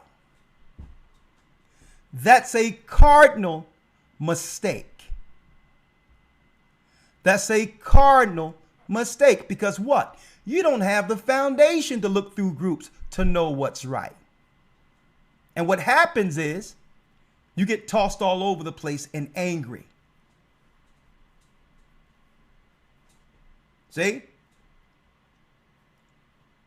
And this is why the Most High didn't, what? Through Christ, establish his doctrine through Pharisee, through scribe, through Essenes, or through any other group that were operating during that time. Christ established the work separate from all these groups and made a church with Peter as its foundation. And in order to get down, you had to leave Pharisee and be baptized. You had to leave Sadducee and be baptized to be a part of Christ's body. And folks, let me tell you, I don't even have to ask him, is he baptized? Because the answer to that is no, too. Who baptized him? His wife? So this is what men like that suffer from. Elder Lawyer, let's get it real quick. Yes, sir. Ephesians 4:14. Let's get it. Ephesians 4:14, because I'm going to show this, that man and others that's on the sideline what they suffer from. Right? Let's read it. That we, Ephesians 4:14, that we henceforth be no more children, tossed to and fro, and carried about with every wind of doctrine. that you be not tossed to and fro and carried about with every wind of doctrine. So that's a cardinal sin. Online, linking into every group, believing that you can actually establish a foundation in Christ. Folks, that's impossible. I would have respected the man more if he told me, listen, I'm strictly under Israeli Church of UPK or School of UPK. I'm strictly under IUIC. You know why? Because that would tell us here that he could commit to something. Humble himself under something to learn. See? Humble himself under something to learn. But he's all over the place. That we henceforth be no more children, tossed to and fro, carried about with every wind of doctrine. Go on. By the sleight of men. By the what? By the sleight of men. By the sleight of men, because you think his problem is the fact that we're not following the new year on time. You think that's really his issue? I didn't want to waste my time with a long list of things he disagreed with, not knowing any of us. Carried about with every wind of doctrine. Oh yeah, I got a little bit of UPK sprinkled on me. I got a little bit of, I've been watching y'all GOCC. I got a little House of Israel over there. I got a little UPK with me. That's against the Bible. By the sleight of men and what? And cunning craftiness. See, cunning craftiness. Because they'll come in as if they only have one issue. But really, they're trying to siphon off some people to follow them. But you're not qualified to do it. Because in order to be qualified, you must humble yourself and find a teacher. And that's even if you're in your 60s.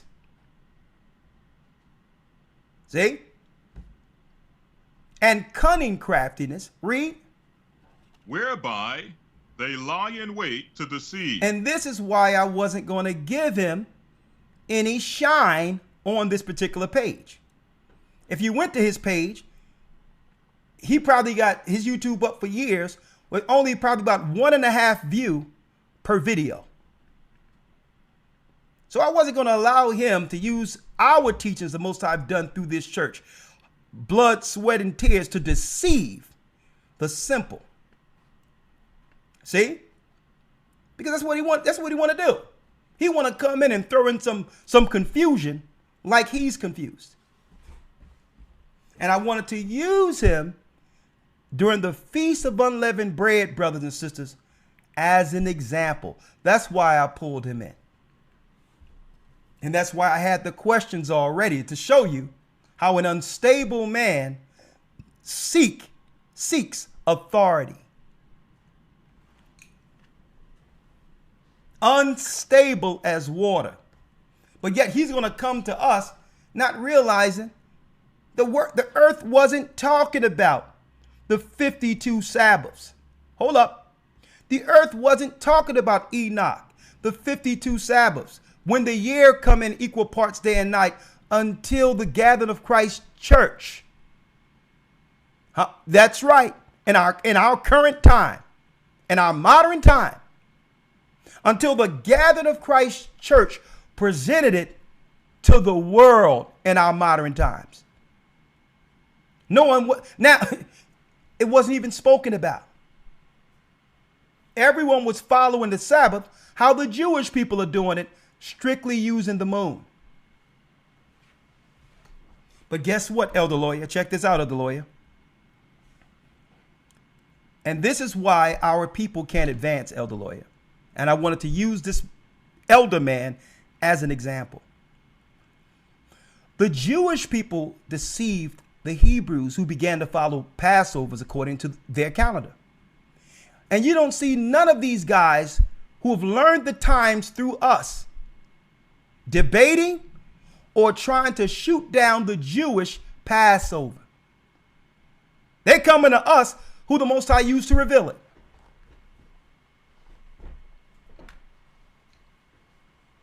I need you to think about that. They're coming to us. They wouldn't know about a 364-day schedule through Enoch and Jubilees if this church didn't reveal it to the earth. Now, here it is. Again, I'm going to tell you again, sir, and I hope you're looking, Mr. Franklin, and that one day you will come with a humble apology and say, you know what? I just want to learn. Because you've been nitpicking all on our videos, and the brothers and sisters who are actually celebrating this week, right? Coming to their videos, coming to their page when we're celebrating something marvelous in the earth right now. At the same time, it's celebrated in the heavens. So I'm going to break it down simply for you, sir. When the Most High gave us this, 2013, equal parts, equal nights. Listen to me clearly. It came in precisely Friday sundown to Saturday sundown on all of the timekeeping mountains. Sinai, the Naval Conservatory, as well as Greenwich. That's right. The year ended Friday sundown to Saturday sundown. Now, what happens is it aligned there in 2013. And what happens is it'll never align there all together like that from one year to the next. But you don't have to see it align after that. You just count 364. And that's right. The Sabbaths, the holy days are on a fixed time forever.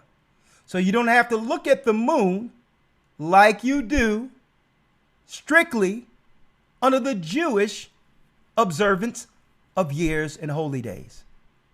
Because the moon comes in 10 days too early every year. So once we had it aligned, we don't have to look at it from year to year. You may be looking at it and it's off for you because you wasn't there when we received it. And you don't know from what areas to actually get the observance. And then every 28 years, there's an adjustment. Okay? Every 28 years, there is an adjustment. Okay? So come to school, learn, okay? And we'll teach it. Elder Lawyer, when one ought to be teachers, let's get it. And folks, some brothers and sisters out there are asking, well, Elder, why do you give him a chance to explain what he found? You know why? I'm going to show you why right now. I'm going to show you why. That's why I posed the questions for him first. He don't have a foundation to debate this. Okay? Let me show you why. He have to bring some works to discuss something like this with me. He has none. Elder Lawyer. Yes, sir. Let's get it in Hebrews, when one ought to be teachers. Hebrews 5 and 12. Hebrews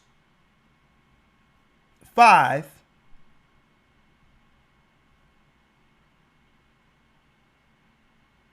One second.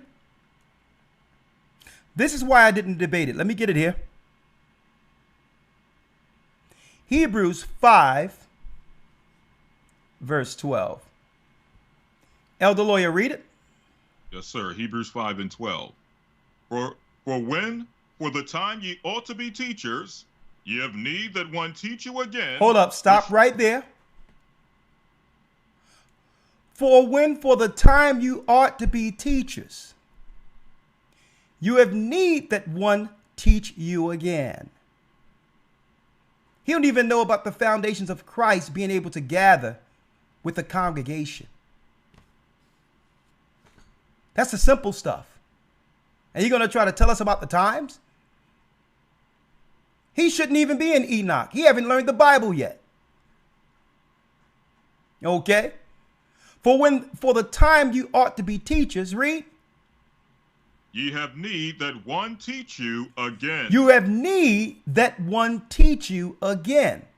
And that's impossible for a person who's tossed to and fro all over the place, listening to every doctrine out there.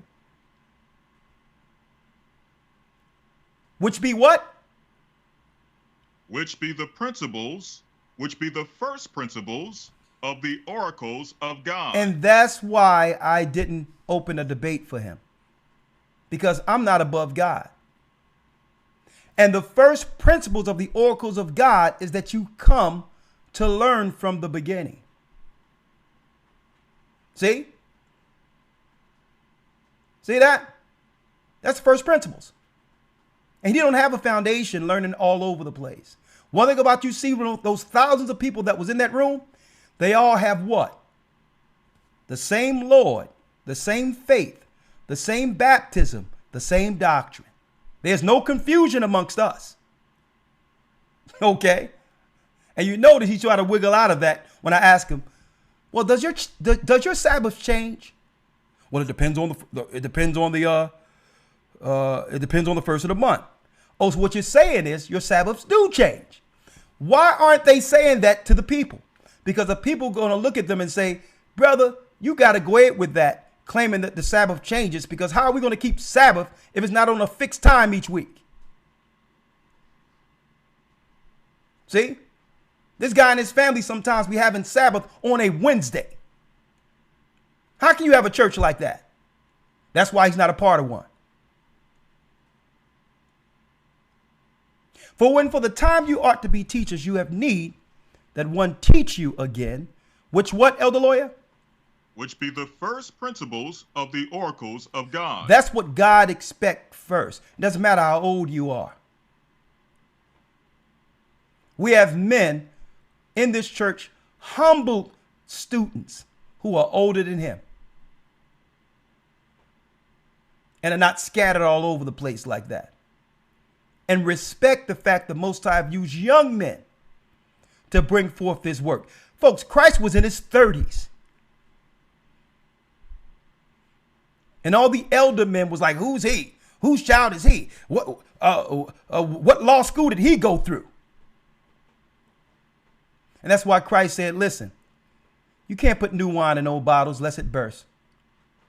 I'm going to speak through the young, because these elder men have become hard-headed, stubborn, proud, and stagnant, and did nothing to move the nation. And only wait till the nation moves to critique.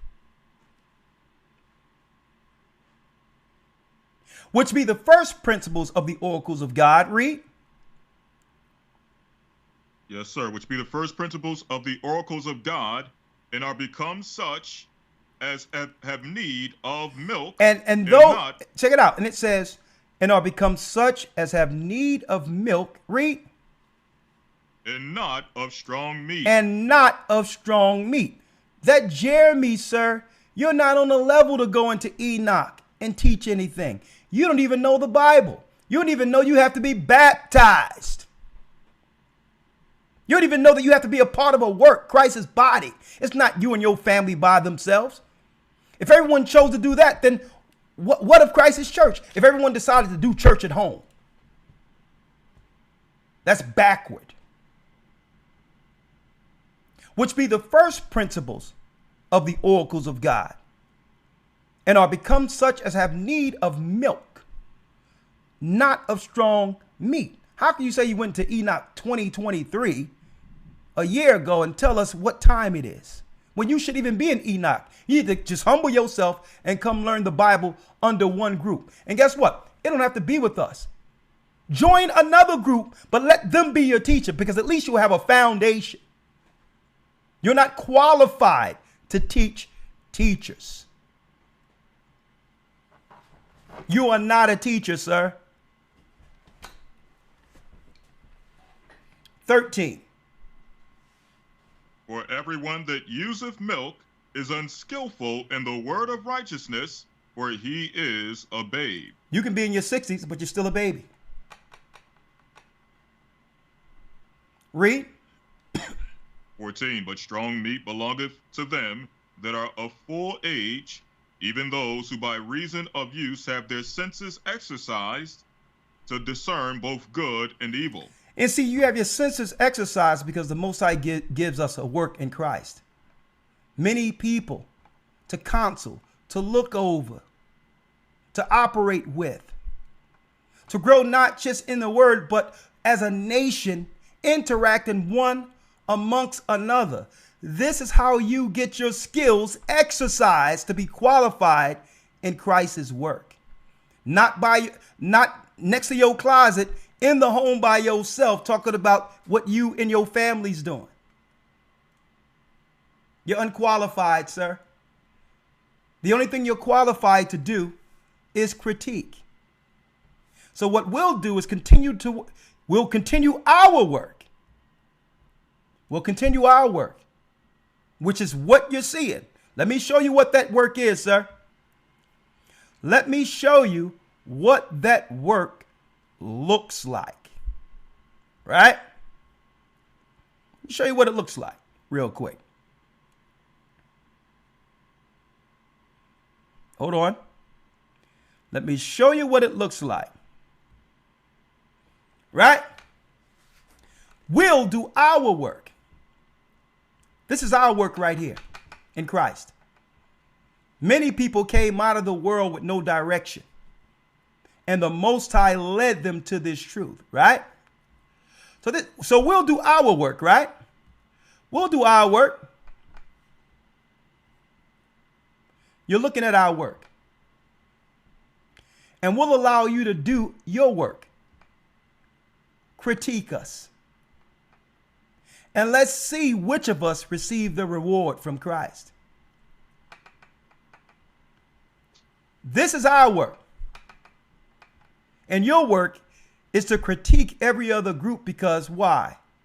They don't qualify for you? Sir, we don't know you.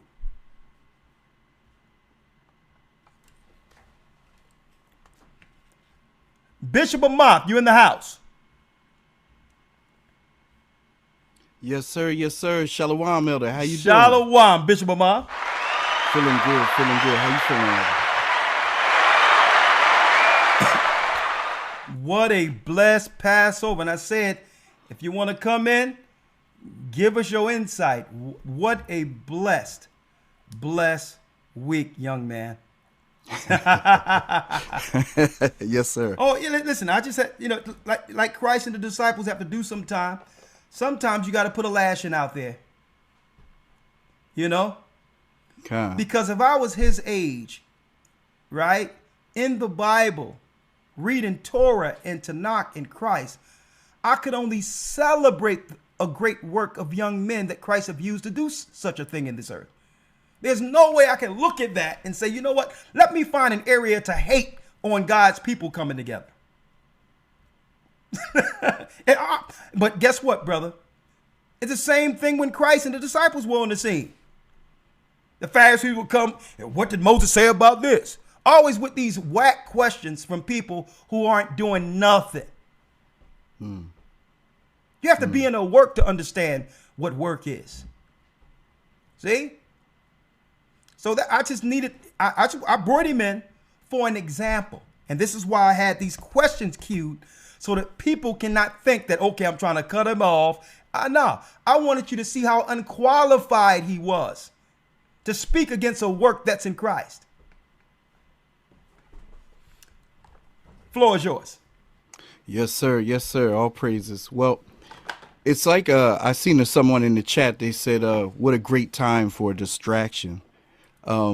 Because what happened this weekend was something just extraordinary. I do want to say that it was the most beautiful gathering of people all together in one spot. I mean, the love of the brothers and sisters, the respect of elders, the elders, with interacting with each other. Like, I've never experienced something like this in all my years in the church. And I've been to some good Passovers. I mean, I was there when you first came over in the States and did the Passover all the way up to now. And it's a full circle moment for me, seeing, even the brothers that I didn't get the honor to meet, like Brother Raphael and some of the other brothers. But notice one thing, it's the same spirit.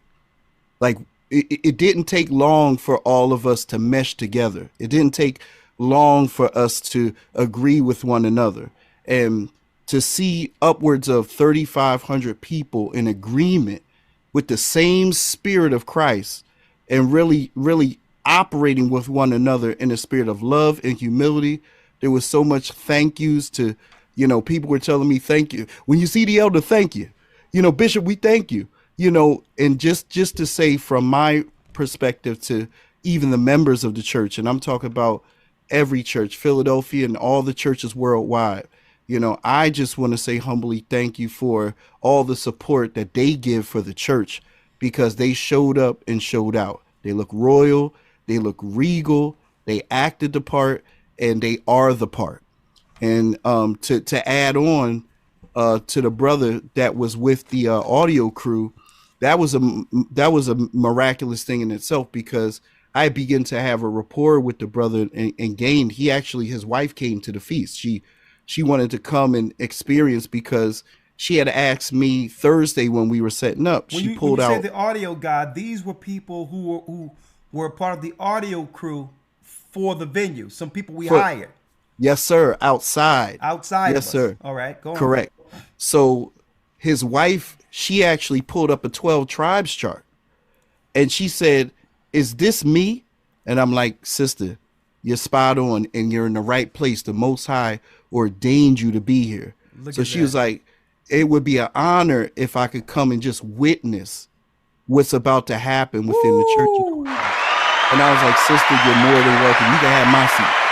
So she came to the feast. They got all the edification. And the day when we left, I met with him and his family just to give some encouraging words, because the brother cared about, he was even analyzing. He thought he made a few mistakes as far as the audio. And I told the brother, but I said, "Don't worry about it, brother. There'll be other opportunities." But it just shows how much he cared. He cared because he knew that this was the truth, and the people that he was in the room with were God's people. So the meeting that we had this Passover, going into unleavened bread, there was nothing like it that I've experienced so far to this date. And, you know, shout out to all the administrators and like Deacon Shawan and Sister Shirley and all those that serve in their intricate parts to bring this thing together. And it's only going to get better and better. I look forward to the concert in June. But that's all I had to say, Elder. Bless you. Thank you, Bishop. Yes, sir. And, but just you there, Martha and Bishop, isn't it wonderful when the Most High bring our people together in one space like that? Isn't it? It was epic. Mm-hmm. And guess what? Let me tell you, it's well beyond any gathering I could have expected. There's no way I knew what was about to happen would go down like it happened. It blew me away. And you know why? Wow. It's the hand of God. And even listen to the theme of the Passover. Like Christ, Israel has rose from the grave, has risen. This is prophetic. I'm going to tell you, the heavens are seeing this work and seeing these children. The heavens is watching just the evolution of Israel right before our eyes. We are living prophecies. Let me tell you, it was well beyond any gathering, anything that I've expected, Bishop. Mm-hmm. And you know what? There was no hatred, no negative spirits. Every church came into the spirit, understanding why we're here. And when the Bible says, put out the leaven, there was no leavening. Right? The leavening is what? Thoughts of wickedness, thoughts of hatred and variances against brothers or sisters. It says, put out the leaven, for we are unleavened in Christ. So that physical leaven is one thing, but the leaven of malice, wickedness, hatred, variances, folks, I ain't feel none of that. There was a peace and calm amongst these people. Let me tell you, absolutely outstanding. And I guess what? I've seen so many brothers and sisters who were children who have grown in this truth. I've seen young men grow into full-grown men, teachers, modest sisters, and all that. Let me tell you. Why do you think Amalek is out there through media, Bishop, pushing Sexy Red and all these others? Why do you think that? Because they don't want the world to know people like this amongst God's people exist. Why do you think? So what they're trying to do is saturate the airwaves, the media, with all of the negative imaging of our people. Folks, the devil don't like this because in so-called 2024, because this doesn't represent the image they're seeking to push on our people. They hate this. Look at the modest garments, the brothers. Look at this, royal garments. Look at this. Look at the sisters' modesty, beauty. This is why the media under Satan, the synagogue of Satan, they hate this, because Bishop Amath, I'm gonna tell you this. Hence the reason members of the service capacity want to join the church. They didn't think anything like this was possible amongst our people in so-called 2024. They didn't think, they was like, what is this? It's like angels came down and it was before them. Look at this. Media isn't pushing people looking like this. Distinguished gentlemen who's respectful in Christ, who love their fellow man. Look at this. Not one fight broke out.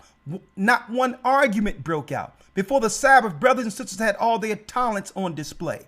Here it is. We're purchasing gifts and all that to give other people from one another. Self-sustaining.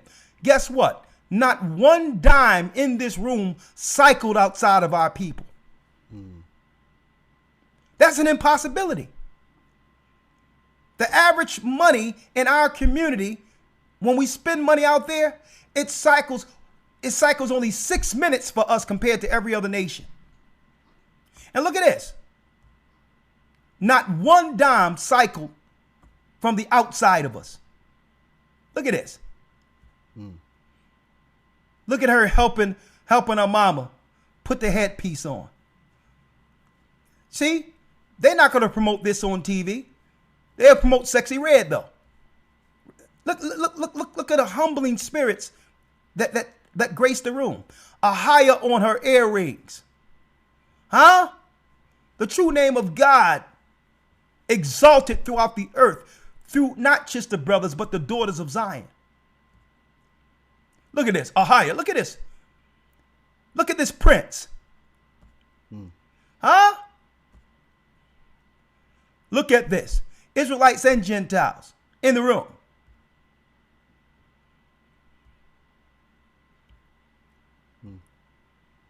Elated. They were all elated. And folks, it happens every city we do a Passover. It shocks those who are in service capacity. Like, what church is this? This ain't no TD Jakes thing. This is something different here. What is this? Where did y'all come from?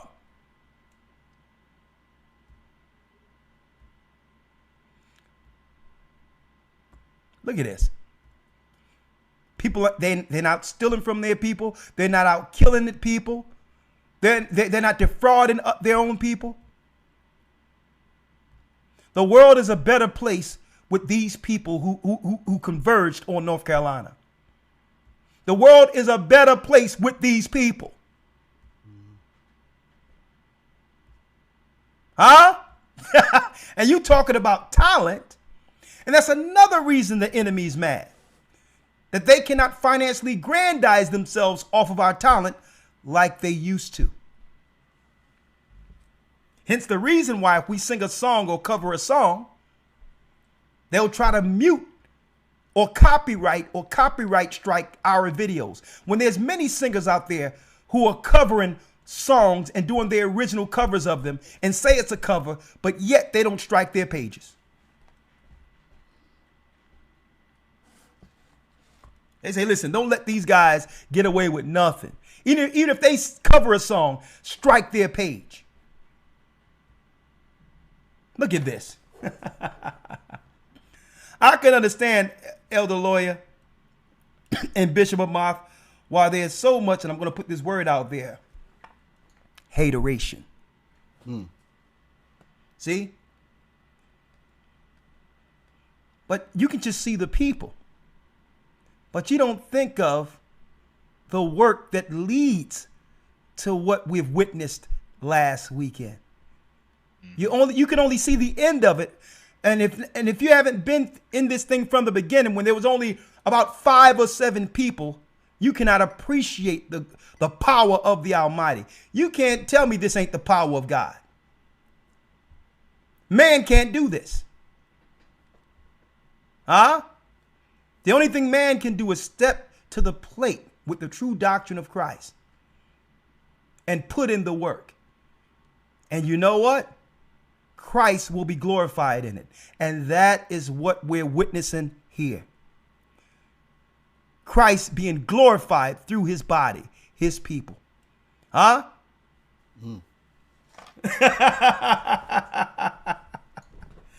I'll tell you. All right. Look at this. How can you look at this and find something wrong with it? Think about this. We have other nations who are trying to get down, who are not even a part of the church. And they like, how can I get a piece of this? No, it ain't like that. This is a church production. Okay? You can't get a piece of this. Okay? Just like when we have our truth tour. I mean, our truth concert in June. And I'm going to tell you, elders. Oh, let me put this down. This is why they're trying to cut Kanye West off from actually being able to do what? Throw concerts at their venues. Even though he'll pay for everything. Mm-hmm. Because now the Most High has awakened Jacob and saying, well, nah, you can't get a cut of Israel's blessed work anymore. You can't get a cut. Okay? You can't get a cut of it. And the enemy is mad because why? They cannot financially grandize themselves off of our people anymore. This is the church. Everything we do is within the body.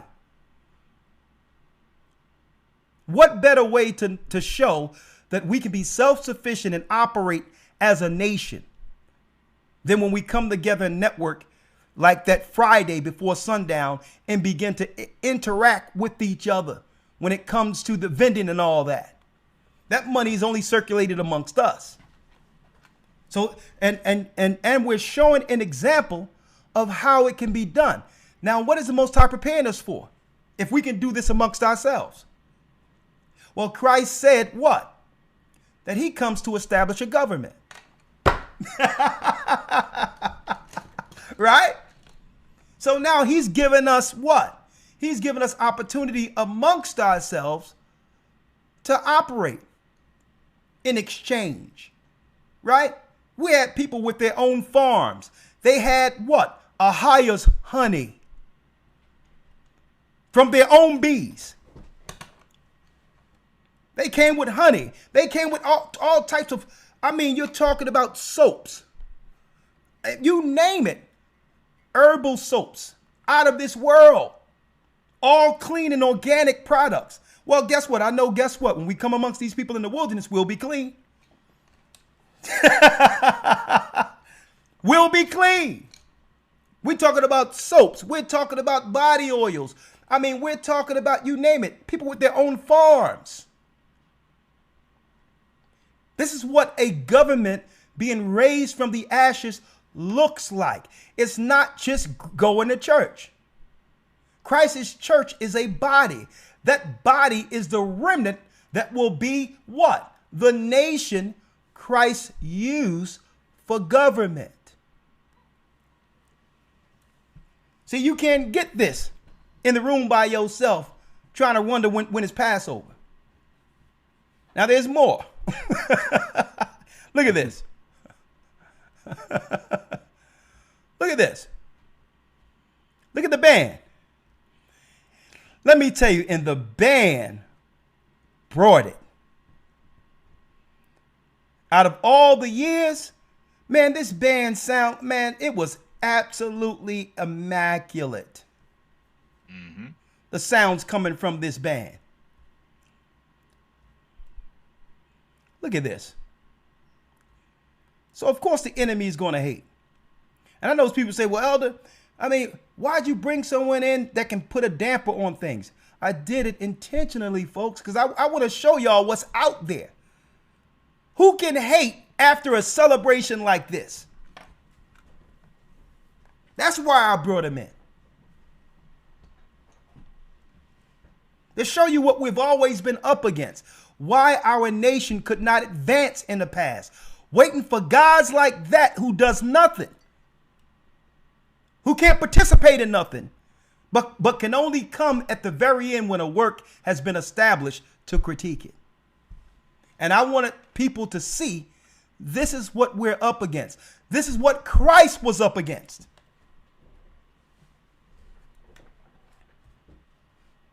There's no way I could find a way to hate on what I'm seeing here. Look at the prayers here. Elder Al came with prayers. When his brother began to pray, the heavens open, man. Mm-hmm. Who can hate on this? Mm-hmm. We got the fringes. borders of blue, royal garments. Got Elder Lawyer up there all sharp. Look at that. Look at Elder Lawyer. Look at this. A young man that we found on the streets of North Philadelphia at the age of like 18. Looked like he had little pigtails all over his head. Knew nothing at all. And the Most High raised him into what? A serious teacher. Huh? How can you not give glory to such a God, the God of Israel? The other, see, here's another thing, Elder Lawyer. The Bible tell you that what? The Greek seeketh after wisdom, but Jacob seeketh a sign. See, we don't have to convince the other nations out there who see this that what they're witnessing is something beyond this world, because they got enough wisdom and knowledge to know what it takes to organize something. They can look at it and say, you know what? I don't need a sign from heaven. They can look at it, the other nations, and say, I don't need a sign from heaven to know that the Most High is doing something with this work here. They can see it.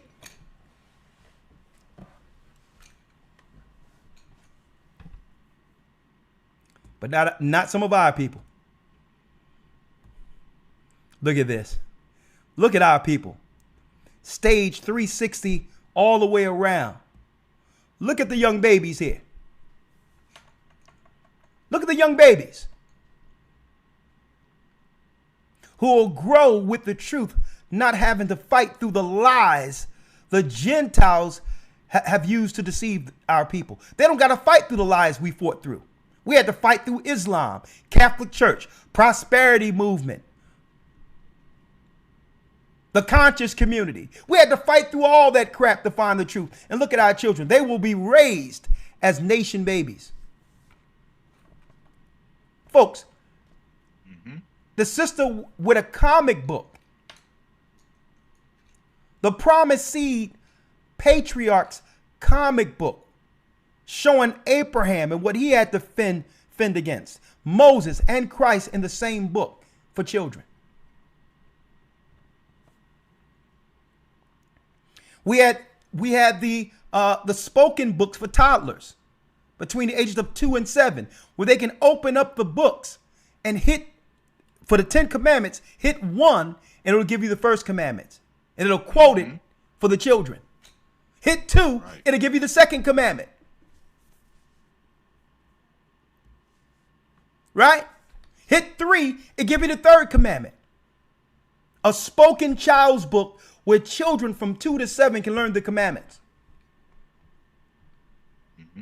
Think about that.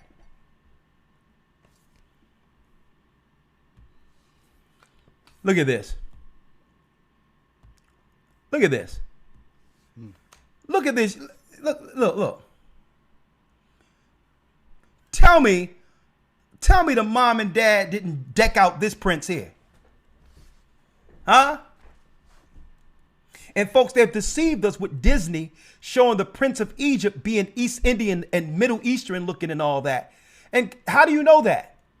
Look what happens when our people put on those garments. That tells you in of itself that they can't be the people. They can't wear garments like this and get away with it and do what we do. Huh? Look at this. That's how you know that Prince of Egypt garbage showing East Indians and all that is a lie. They can't do it like this.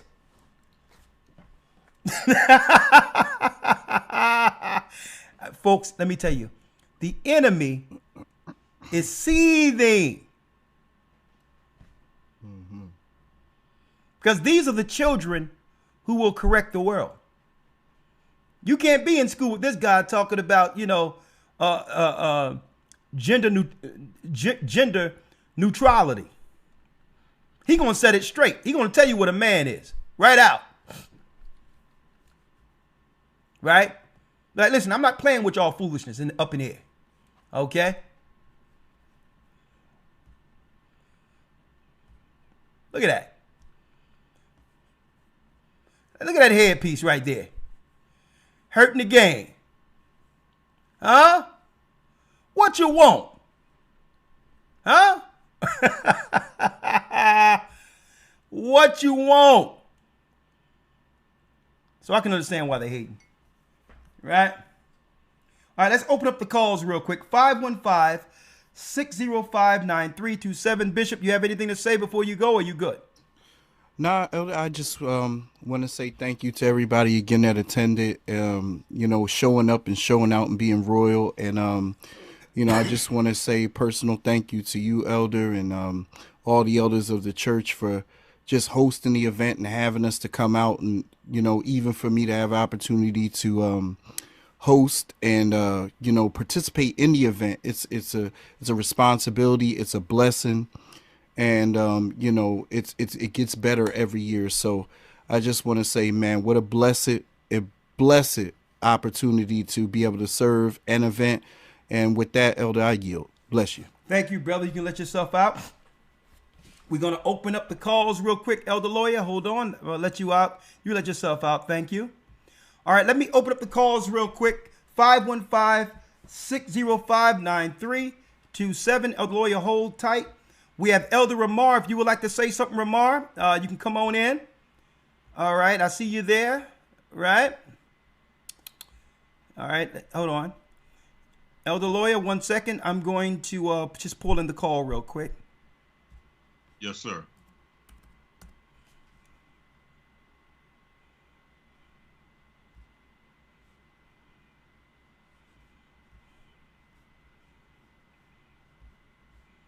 1 second.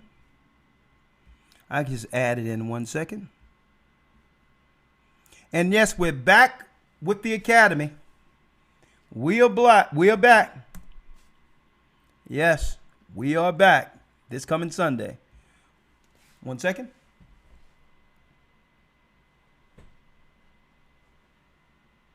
Blog Talk Radio. Welcome to Blog Talk Radio. Please hold and you will be able to listen to the show. 1 second, and we'll pull in the calls starting with John, who has a comment. One moment.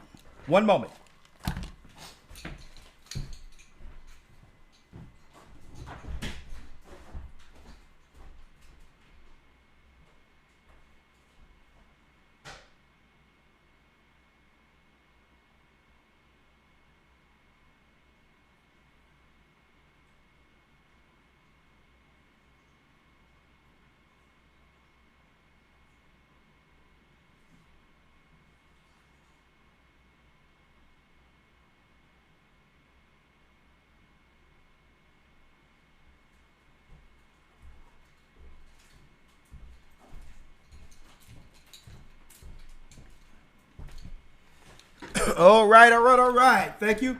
515-605-9327.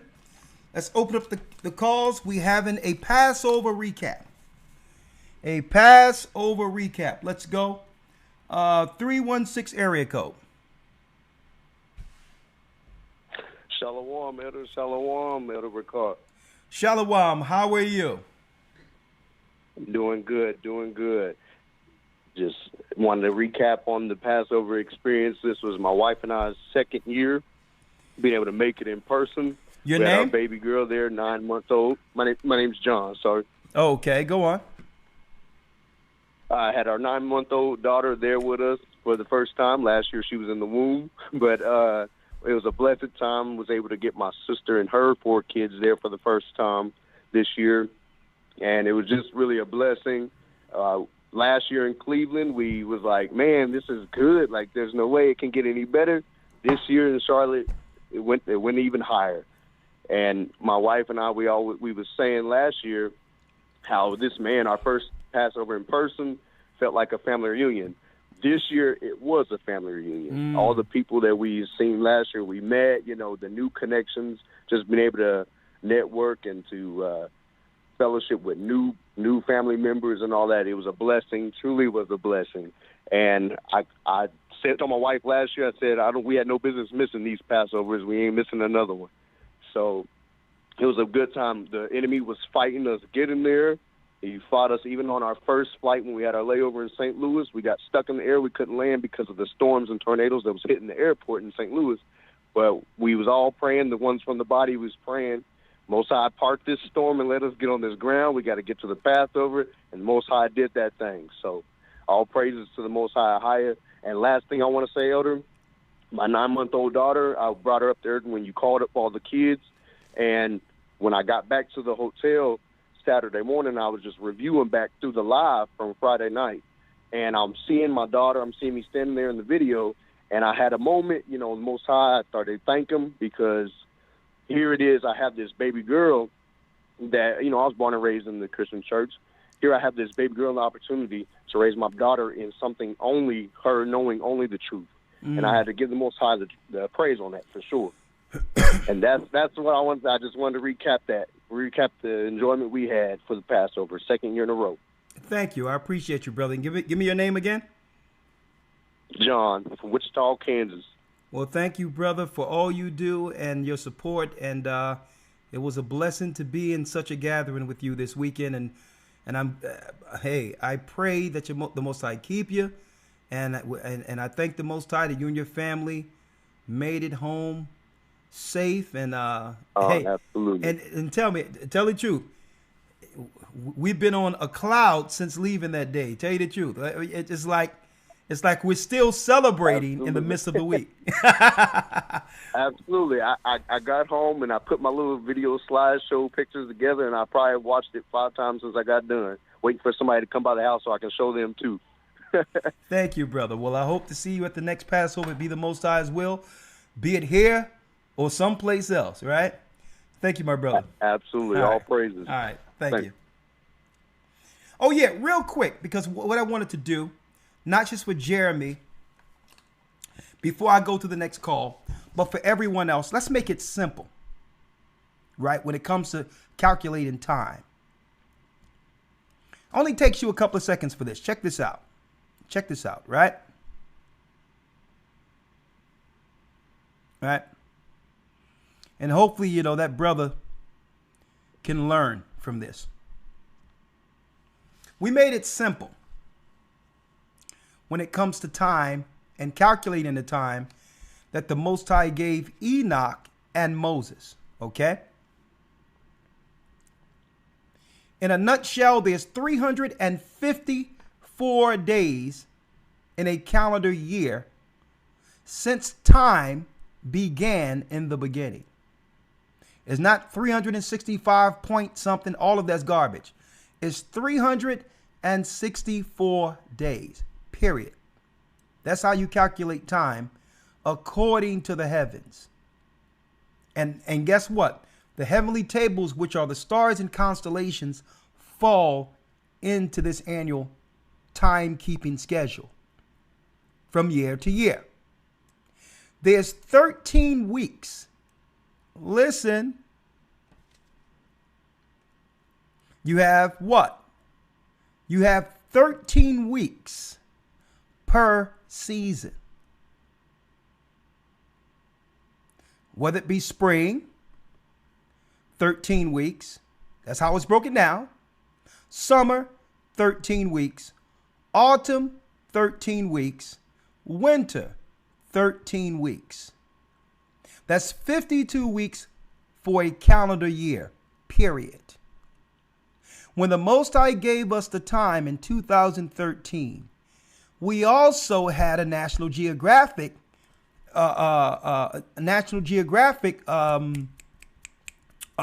editorial piece that broke down that the Catholic Church lied to the people concerning time on purpose, so that they can have what? So that they can have their spring solstice fall on a Sunday every year in celebration of the goddess a star for Easter. The goddess a star for Easter. So they did that intentionally. Right? When the Most High gave it to us, it was equal parts day and night on all of the mountains that was scheduled. Greenwich, Saudi Arabia, as well as the Naval Conservatory. Okay? So since he gave it to us where they all align, there's no need to adjust it every year. Now, when it says new moon here, it has nothing to do with the moon. This is new month, which means it's an intercalary day separating one season from the next. You have 4 of them. We had equal parts night and day right here, which ended what? Saturday sundown. Friday sundown to Saturday sundown is the last day of the week. It's also the last day of the year. So when you count 14 days from equal parts night and day, the 14th day in the first month is Passover. 14 days from winter. It's quite that simple. And that's why our Passover doesn't fall when the Jewish people do it, because they're doing it wrong. They're following the moon only when the moon followed the sun, which is a solar, what? A solar clock. You cannot have a clock that operates with only one hand. So they're going off using the moon alone. So 14 days from the winter, according to the time given to Moses and Enoch, is 14 days from the end of winter. Period. So you got 13 weeks, 30, 30, 30, 31. Then it goes to summer. 30, 30, 30, 31. Right? 91 days. 30, 30, 30, 31. 30, 30, 30, 31. 91 days. 91 days per season. 90 days, and then the new month, which they call the new moon, don't have nothing to do with the moon in the sky. It's a different Hebrew word. It separates the seasons and divide them into quarters. So now, which means it's impossible for that calendar we have to be wrong. It's impossible. It's impossible. Think about it. The last day of the year ends on a Sabbath. Every year. So how can the calendar be wrong? And the Sabbaths is from Friday sundown to Saturday sundown, which means every high holy day fall on the same day every year.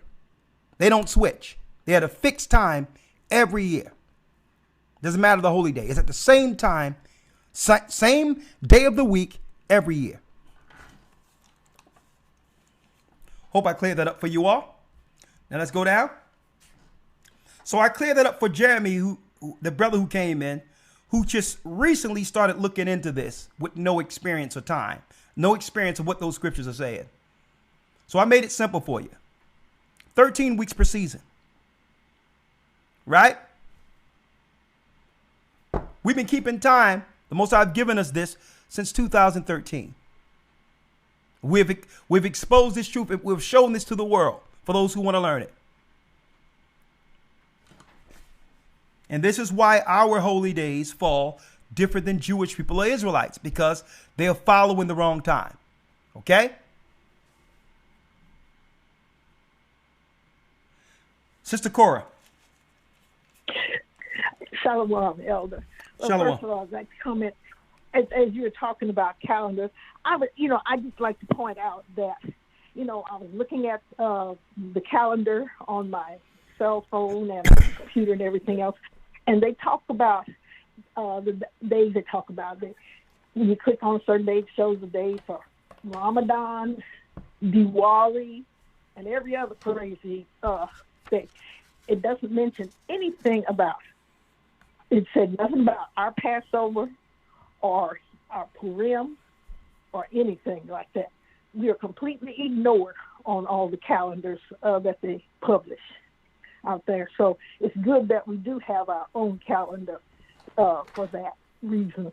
So, but like I said, God's children are the children of the world. That's the way we're treated. You're right. On this. And right. And I'd also like to mention, you said that it was in 2013 was when you really got the real calendar, got the time together. And I'd like to mention, but how, what a coincidence. That's the same year I learned the truth. That was September of 2013. A friend of mine sent me an email. She sent me your video, the 12 Lost Tribes Found. I said, what a coincidence, the very same year. Yeah. But, yeah. Mm-hmm. And, that's pretty much, I'll save my questions for later because I don't want to, I know y'all started late and I don't want, to go on. I'll save my questions I had for later. I just want to make that comment. Mm-hmm. Well, thank you. Okay. So you didn't make it. You didn't make it to the Passover. Did you watch the Passover? No, I hope to make it. I hope to make it next year, and I'll try to bring my granddaughter and my great granddaughter possibly. Okay, great. Hopefully, yeah. Okay, shalom. Shalom. Thank you. I appreciate it. Yeah. All right, we got the sax player in the house. Shalom. Shalom, Elder. How are you, sir? Y'all sound good this weekend. Y'all sound good. Yeah, Torrance, he got us together. I think that they want nothing but copyrights. They're gonna try to figure out how to do that. What we did, because we didn't do the same thing. We put some added hot sauce in. They wasn't doing on their record. Oh yeah, with those punches and stuff. Torrance did a good job, and we worked hard for months on this music and stuff. To get that all together and have 17 different musicians on one accord is something else. It sounded good. It sounded excellent. But go on. When we did the first song, "Come Down Almighty," I felt the Holy Ghost drop down in that place. I just felt the presence. I said, "Wow, what's that?" And I was just looking at Mike Macchiala and laughing and stuff. He's talking about, "Oh, man, Earth, Wind, and Fire across the street." I said, okay, now, you ain't going over there because I know somebody in that band that's an acquaintance of mine that helped the band from Cleveland. And then they won a Grammy, and I helped them too. I said, don't go over there. They be trying to steal you and me. Just stay over here. They ain't got the pieces we got. Now stay over here. Oh, yeah, Earth, Wind, and Fire. Earth, Wind, and Fire were playing at the Omni Theater across the road from where we are. But I tell you, it was something else going on where we were. I'll tell you that. Yeah, I know. But I would take a chance and bring a young buck over there with me. It's all good. Talking to Philip Bailey and them. Oh, no, I ain't talking to them, man. That's over with. I'm brother, with the church. Y'all sound good, brother. Y'all sound good. And we're gonna go ahead. I know I'm gonna say it just was a grand gathering all together. It was such a blessing. What say you? Yeah. I just wanted to give condolences to James. We had lunch together with Torrance and the two guitar players and Sister Cola with her husband. I got to hug him. I got to talk to him. When they did the thing, the Billboard Awards down there in Dallas, and Torrance let me come down there and play. Hey, I got to be with them and eat with them. They're beautiful people, man. Beautiful. Oh, yeah. All of them. Them people in Dallas are very special. Yeah. And Torrance is special.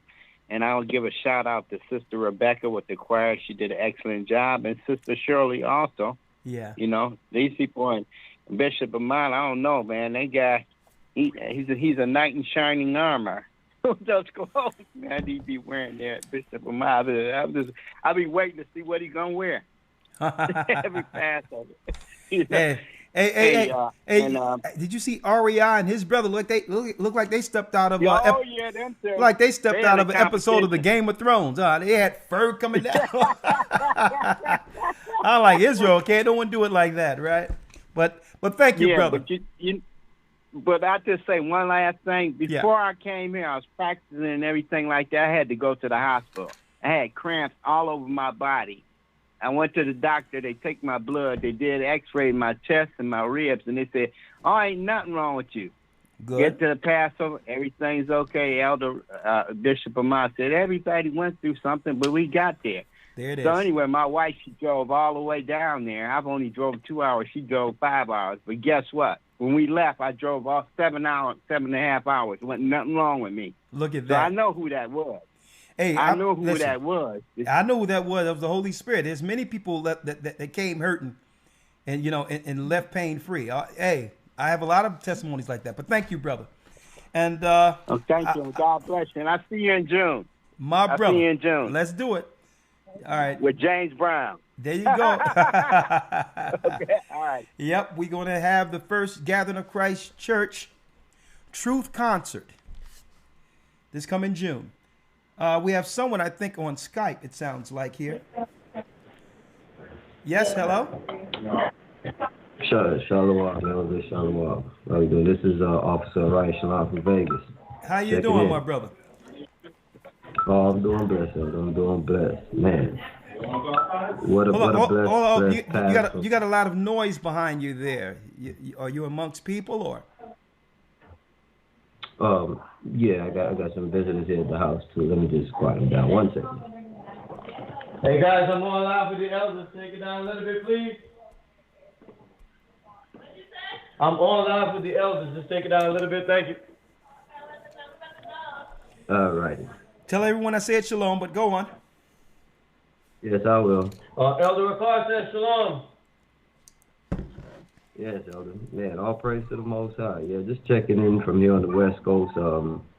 Just viewing the recordings because we were also at the Passover out here, and man, what a blessing! Okay. An honor to host it here in Las Vegas under leadership of Deacon Bakar Malakabad and the administration and the team out here did an awesome job. We had the congregations come in from Washington, from Arizona, the whole of California. We had people from all over coming in too. So it was a blessed gathering out here too also, Elder. Man, just watching the videos and the recap from on the East Coast, man, what a blessing, what a blessing, what a blessing. Well, thank you, brother.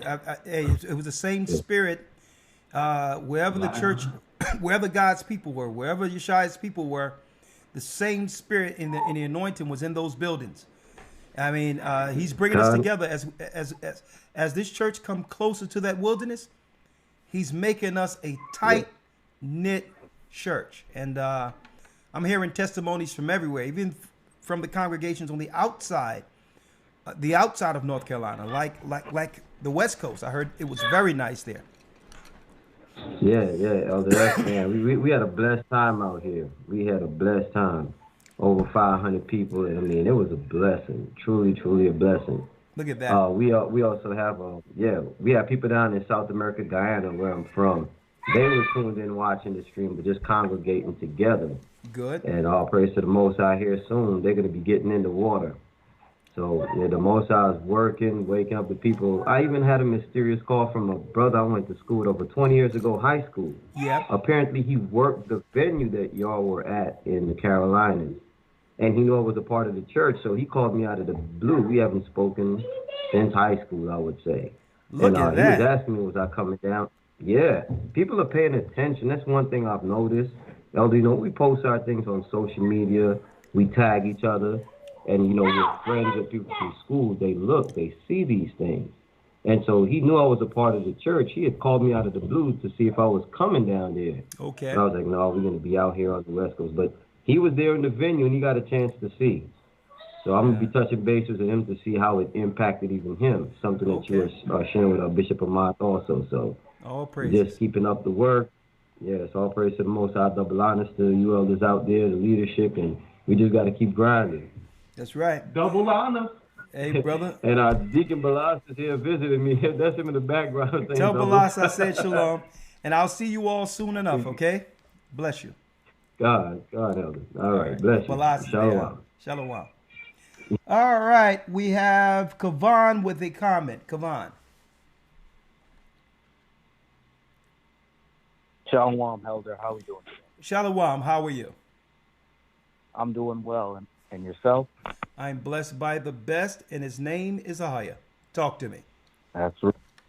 So, I just wanted to call in because, man, from Passover to Passover, because I've grown up in this truth since I was a young kid. I'm still young. I'm just 17, but I've seen the growth, Elder, from Passover to Passover and from year to year. And it says that the Most High is really working with us, because it says back when during the time of Peter, when the apostles were trying to preach and the Pharisees were trying to hey, why are you guys doing here?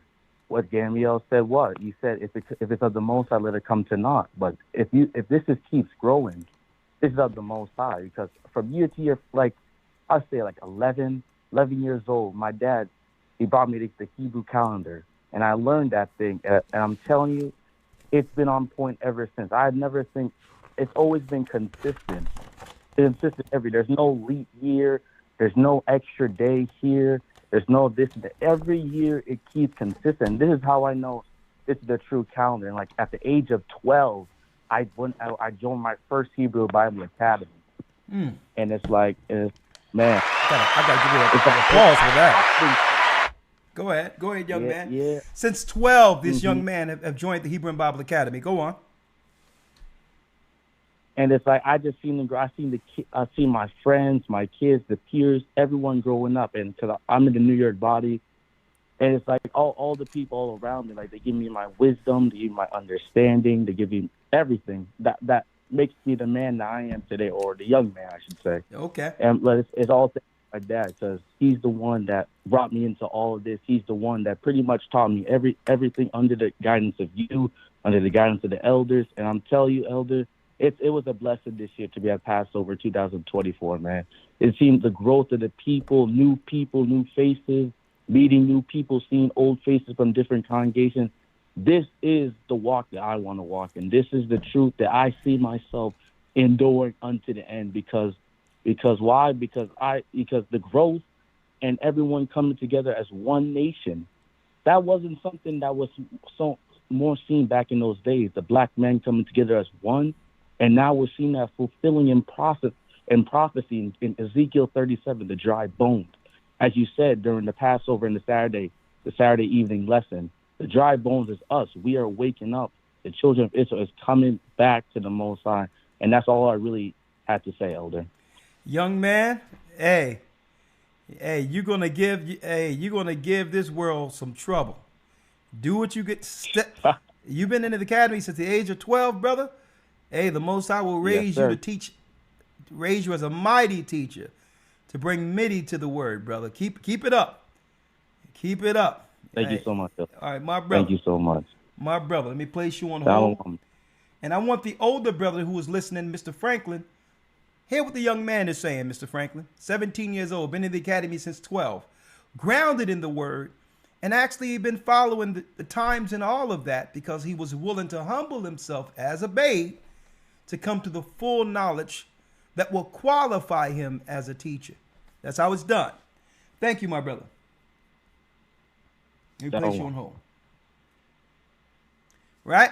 Who we have next? We have Kayem has a comment. Kayem.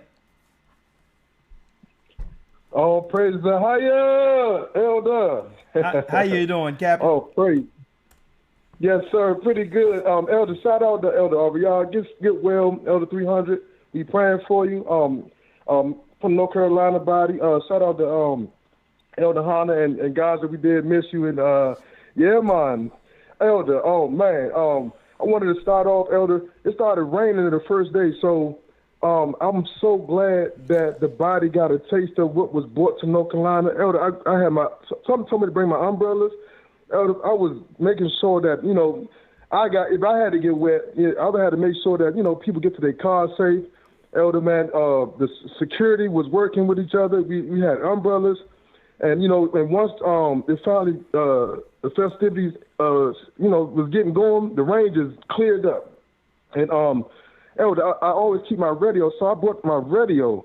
And I had the radio, so we was able to, I was able to play the radio downstairs amongst security, so we was able to hear and do communion very good.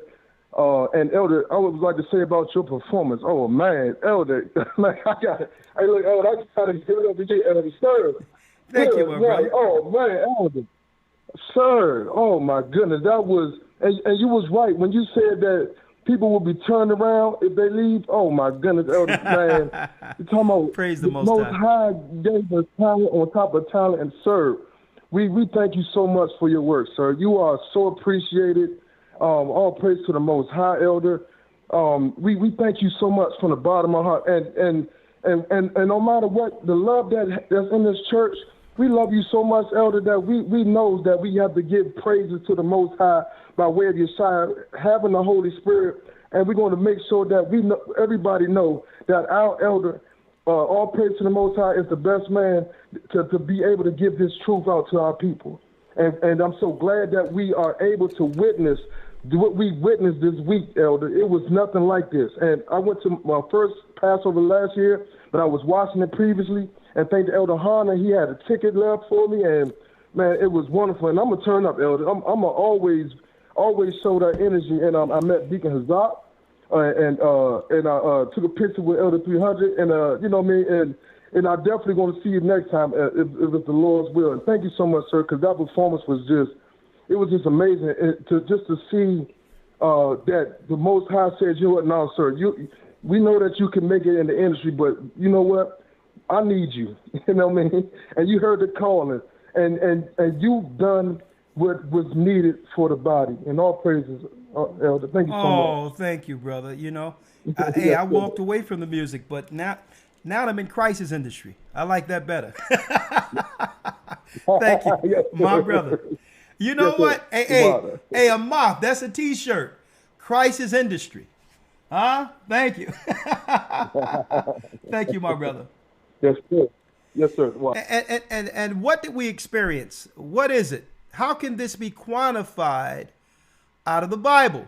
One might ask. Well, we, according to the Bible, the prophets are a living prophecy. Wisdom of Solomon, the 5th chapter and the 1st verse reads, "Then shall the righteous man stand in great boldness before the face of such as have afflicted him, and had no account of his labors." At the very end, we'll realize, hold up, these people have been using us. We're going to use our gifts for ourselves. And we're going to stand in boldness and say, well, nah, you will no longer use us like a battery only to be discarded. Then shall the righteous man stand in great boldness before the face of such as have afflicted him, and made no account of his labors. And listen what the Bible says, that what they'll think when they see it. When they see it, and that's what they seen with our people converging on North Carolina, Vegas, and different parts of the earth, in Jamaica, Canada, over there in the UK, Middle East. When they shall see it, they shall be troubled with fear, terrible fear, and shall be amazed at the strangeness of his salvation, so far beyond all that they look for. Folks, I think, Elder Lawyer, can you put that on mute? I'm on mute. That's someone else. That's someone else. Let me see. Is that Ramar? Hold on, let me see.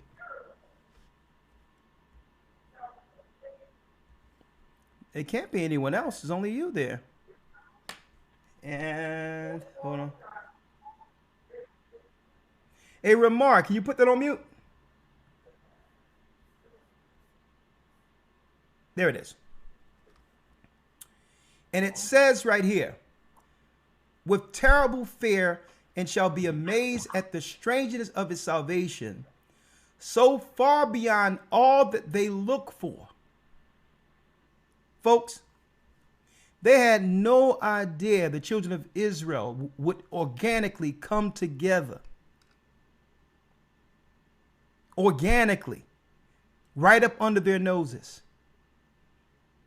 Like, guess what? You even have the apologetics and all that, right? They're all trying to chart how many people that are leaving the Christian church and are now our people claiming to be Israel, as if it's a problem. They're looking at it as if the Christians aren't doing a good enough job.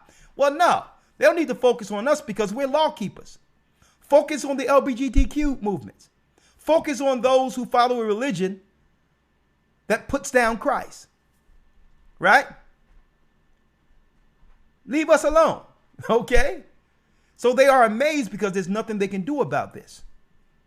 Like the Bible stated, when they shall see it, they shall be troubled with terrible fear. This is why they hate the awakening of our people, because why?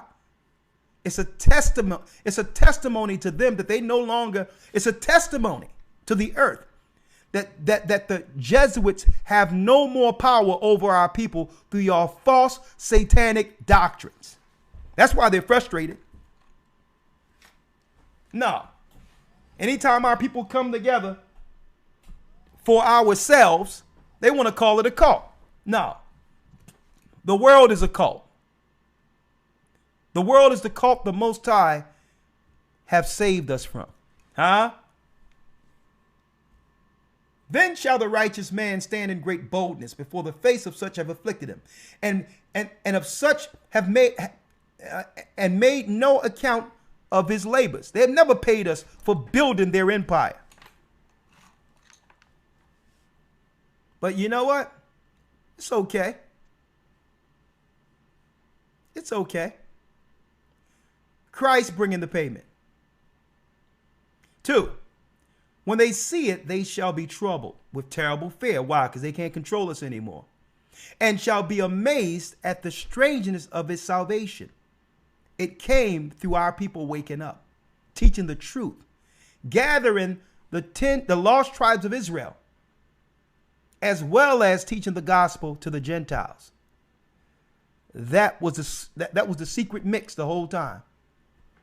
So far beyond all that they look for. And now they're upset. They're going to try to do false flags and all that and blame it on Israelites. Watch. They're going to, that's their next move. Is to do a false flag and have it where someone is wearing a garment of a camp or something. Watch what I tell you. And they repented and groaning for anguish of spirit shall say within themselves, that was he whom we had sometimes in derision. Boy, let me tell you, they felt so good when we were operating in ignorance, seeing them as the righteous, seeing them as the people. That's why they're always pulling up on our bumper trying to figure out what we're doing. Listen, mind your business. We good. So let me tell you, it pains the Gentile nations to see us self-sufficient operating without them. And they repenting and groaning and anguish of spirit shall say within themselves, this was he whom we had sometimes in derision, and a proverb of reproach. Yeah, we used to be able to trigger them by calling them the N-word. You can't trigger us by calling us the N-word. Because we'll come back and tell you Acts the 13th chapter where it said the disciples were called niger. You just call it nigger. So what are you saying? The disciples were black? So you can't even use the trigger word against us no more without our people teaching you that we're the Israelites. Huh?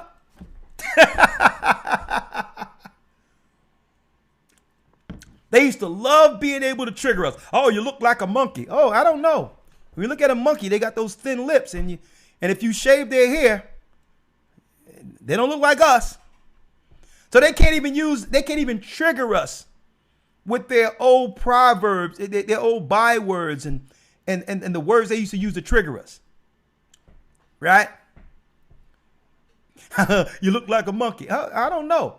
Monkeys got little noses, thin lips, and when you shave their hair, I don't think that looks like us. All right. And then it says at the end of it, they're going to call themselves fools. We fools accounted his life madness and his end to be without honor. They thought we was going to what? They thought that we were going to stay on the bottom, trodden down forever. They thought that we were going to, they thought that we were going to stay on the bottom. Woe is me as victims. We're like, no, we're no victims.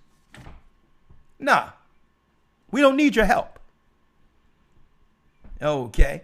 We don't want to hear the underprivileged line anymore. So that you can come in and just do what? Come in and destroy from the inside. We good. Then it says, we fools accounted his life madness. This is why the media is trying to push debauchery amongst our people, like Nas X, Sexy Red, when they represent only a small minority in our community. This is the devil throwing everything against the wall, hoping it will stick. What I seen last week at the Passover, that's the true image of God's people they fear. And then here's the thing I want to bring out. Then they're going to say, how is he numbered amongst the children of God? And how is his lot amongst the saints? The Pope lied to us and told us that the white people were saints, that Mother Teresa was a saint. Yeah, in order for them to lie to us, they had to lie to you. They made you believe that Christ was a white man. So you're going to look at it and you're going to look at that Bible again and say, you know what? These are God's people. Right up under your nose. Let me tell you, if they knew that this would be the outcome of our people having that Bible in these churches, they would have taken the Bible out a long time ago. The only reason they kept the Bible in play is because they made people believe that they were the chosen. As long as they can use it politically to be the authority, guess what? They love the Bible. See? And this is why I'm glad the Most High did this and had them believe that, yeah, we're the people. We're going to restore ourselves after the World War II back to Israel. They were playing this Bible character the whole time, only to find out at the very end that they are Edomites. An entirely different family outside of the chosen. Huh? Let me get the next call here. Barbara has a comment. Shalom, Barbara. Shalom, Elder. Oh, yeah. I have watched. I'll tell you right now, all of your postings. Sister, I'm going to tell you right now. I'm cooking right now, but let's go. Let's go now. You say? Yes. From the time you arrived to the time you left, I have watched every video 3-4 times now. It's like being there. It made me feel like I was there. And all praises to the Most High. Next year, I'm trying to be there. Oh. It was awesome. Awesome. Thank you. We welcome you. All praises be to the Most High. All of those names that y'all call AHAYAH and all, I got to see their faces. I got to see who some of those elders were that y'all talk about. And the honoring of the elders, y'all's dinner, it was wonderful. And you do got to do something for the wives. No. We already said that next year we're going to have a scenario not just for the men, but for the women too, for the wives and all that. But we had to establish it in order first. But yeah, that's coming. Because they were awesome too. They were awesome too. There's no way we can do it without the help me. But we're going to give them the honor too. I am so proud. I'm so proud to be part of the GOCC, and I'm so blessed to just have ran across you in 2020. I'm telling you, it changed my life from then to now. It's awesome. All praises be to the Most High. Hey, I hope to see you next Passover, right? Yes, you will. Yes, you will. I told your phone, the guy that answered the phone, I told him I was starting to save today. Okay. So I'll have my money to come. My husband and I will be there. Thank you. Hey, we'll make room. Awesome job. Awesome job. I'm gonna tell you, we may need a place twice that size next year at the rate this church is growing. So we're almost at that 144,000. It keeps growing. Yeah, we may have to build it. Hey, listen. We may have to get a big place somewhere by itself, and just put a big warehouse there, a convention center ourselves, right? Yes, because it looks like it doubled. It was awesome. Sister, listen, it's a shame because we had to cut. There was over 1,000 that couldn't come because of the capacity. First come, first served. Oh my! And that's not including Vegas and all that. We had to. There was over 1,000 that because of the capacity we couldn't do it, but they still gathered where they were, their house, and we made the production so engaging where they could still have their meals and participate. So I want everyone. Well, I participated. Yeah. I participated just by watching it live. Listen, it was awesome. Listen, we want everyone who could be there. So I pray that the Most High open something up where we can hold the venue, 6,000, 7,000, right, at once. We had over 3,500, and then 1,000 was on the wait, but we tried to use the other room where the food was, right, initially to say maybe we can put another 1,000 in there, but things was too late, based on tables, shortages of tables and all that, because I was like, listen, let's get the other room over there. We're serving food. Let's put tables there. But it was too late. I think you had every table in North Carolina in there. Yeah, we did. And you notice every time our holy day comes, they have a day on the same day as the day to try to take that power, like St. Patty's Day. Well, it doesn't. Yeah. Don't worry about it. Yeah. They can't touch us. I'm not worried about it, but they have to always have a holiday in proximity because what? There's a gate that opens up between the invisible world and this world. Every holy day that's in the Bible. It's high spiritual resonation. Yeah. The calendar puts us on course. It puts us on course, and every time our days come, notice they got a holiday either a day before or after or on the same day to try to take that energy that's coming from the invisible into our plane. But thank you. I hope to see you next year. Shalom. And you notice, check it out. It's the Lord's holy day where even the angels are celebrating, and they got the whole earth drunk under St. Patty's. That's what the devil would do. Right? Mm-hmm. Only the devil would do that. Thank you, sister. Right? We have Charlene with a comment. Shalom, Elder. Hi, Charlene. Can you hear me? Yes, I hear you. How are you? Hi, yes. I'm fine, and how are you? I'm blessed Just glad by the to best. see you guys on. Yeah, so my comment is this. This is my 5th Passover, and it was the best ever of all the Passovers that I've been at. I actually spoke with you, and not only spoke with you, but I think I told you that I had only missed 2 academies since 2017. I took a picture with you. My grandchildren were there, too. Yes, I don't know if you remember. Thank you. I remember you. Yeah, because I know you took a lot. Right. So, I just have to say this, dealing with a brain tumor and surgery and all that since 2022. Okay. My focus has not been that good in my mobility and stuff, but I have to apologize for being out of order. And when I say that, I say, I cut in line. I did ask the sister that was from the Charlotte body, but then I wasn't aware of the people like behind her. And I just want to apologize for holding up the line because your security mentioned that to me.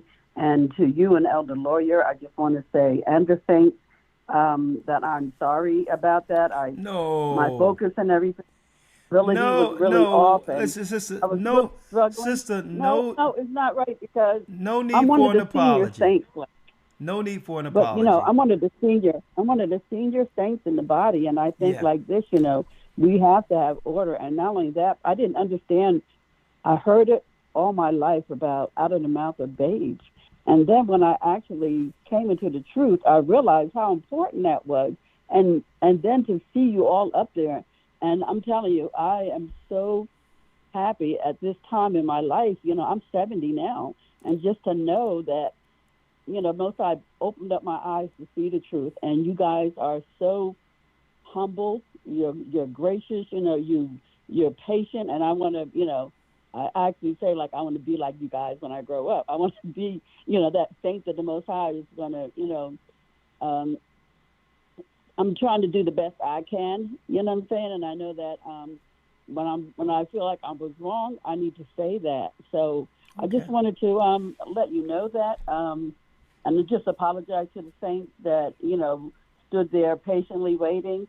And just happy for the truth, and I just thank you all.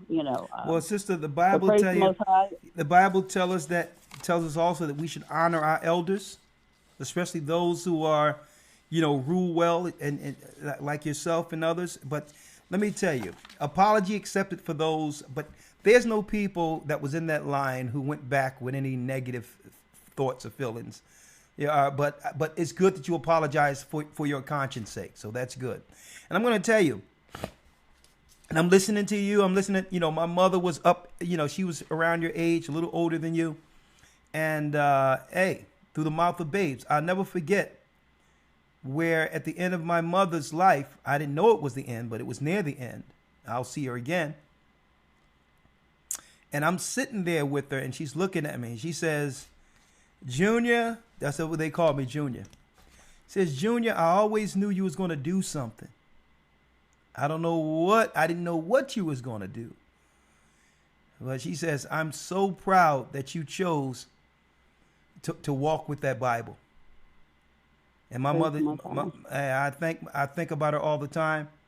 And she says, this is something different. She says, I love you and keep on doing it, because I didn't know what you was going to do, but this is different. I'm like, Mom, I'm like, thank you, Mama, but do I have a choice? This is all I got. And it's to sacrifice for God's people. The world is over.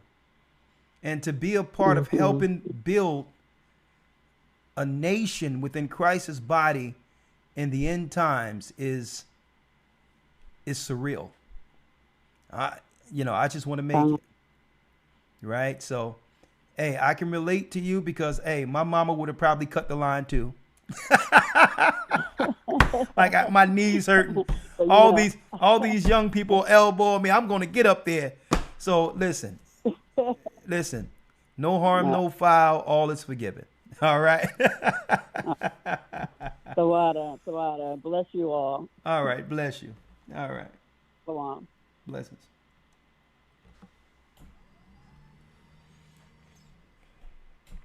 This table going up and down. Come on now. Let's see who we have next. Shahana or Shawana. Oh, Shashawana. Shalom, Elder. Sashawana. Sashawana. Shoshana. Shoshana. I'm sorry, they got a W there. I'm sorry, but go on. It's okay. Shalom, Elder. How are you? I'm doing well. Floor is yours. So I'm with the Orangeburg, South Carolina body. Yeah. And man, Elder, oh my goodness. This was my first Passover with my husband, and it was an experience that we will never forget, Elder. Okay. Oh my goodness. You can just feel the Holy Spirit throughout the entire place. Like, as soon as you walked in, the order, the people, everybody is just smiling from ear to ear. You just feel that barak through the entire place. It was just amazing. And it was just so beautiful seeing all the different tribes of Israel under one roof. And like, oh my goodness, the lesson, Elder, top tier. All praises be to the Most High. Beautiful. That lesson was beautiful, Elder. The performances, and it was just simply for people in such a peaceful light, And I did meet you, so I was excited about that, and seeing Elder Lawyer and all the elders and everybody. And the enemy did try to mess with my husband on getting up there. But, we were like, man, listen, we're not missing this Passover for nobody. Good. I'm glad you made it. So we drove back and forth every night, and we made it, and it was just so beautiful. But, Elder, one thing before I get off, your song, Bye Bye, Elder, when you did that hat trick, I was like, look at Elder. Oh, no, I think I did Am I Wrong? It was Am I Wrong when I did that. I did but I don't. No. But Elder, that song was beautiful. Thank you. And man, when you hit that high note at the end and you got to the wilderness, I was in tears. Like, man, he hit that high note like that. All But praises. Elder, it was beautiful. I appreciate the North Carolina body and South Carolina for coming together to get everything planned. And Yeah. like I said, the choir, the lesson, just seeing our people just looking like royalty, and everybody just, you know, you just felt a sense of calm. And I've been on a spiritual high ever since I left. I mean, seriously, like, you know, it's just so amazing to be a part of it. I'm never missing a Passover. It was just, oh, man, I appreciate you and all the elders and everybody for all that y'all do. I mean, it just shows how our people can come together and be united and stand together for the Most High. And I just appreciate all of you for everything that you do. And I yield with that, Elder. All praises. Thank you, sister, and I hope to see you at the next one, if it be the Most High's will, okay? Thank you. Most High will, and Shalom. Shalom. Okay, we have Barbara with a comment. Only a few more.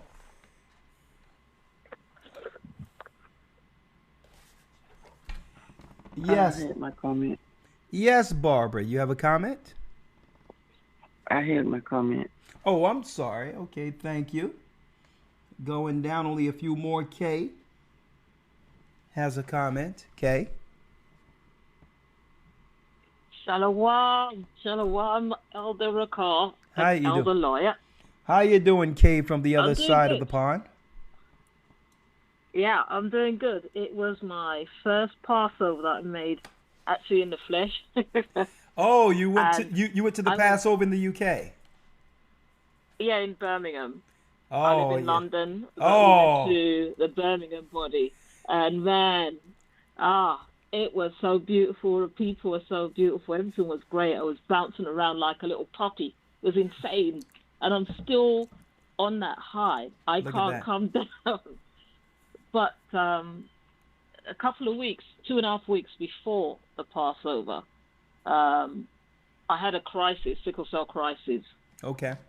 And I was praying, I really was praying hard that I would be able to make it to the Passover. And the Sabbath before the Passover, the Most High took all the pain away and I was fine. Look at that. But the Wednesday before the Passover, the Wednesday morning, I had another crisis, sickle cell Okay. crisis.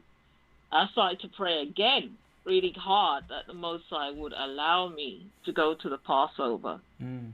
And I woke up Friday, and you know the pain was like bearable. And then on the Sabbath for the Passover, the same thing. The pain was bearable. I thought I'll just take a few painkillers and go. And I'm so happy I made it. I'm so happy I went. Then Elder Gudger, I met him for the first time, and he's a Benjamite like me. Oh yeah. So you know he big up all the Benjamin. Oh yeah. Well, Because England. we know England. how to shock out when we're ready. Yeah, England is a majority Benjamin territory there. You know, but it's all good. Yes.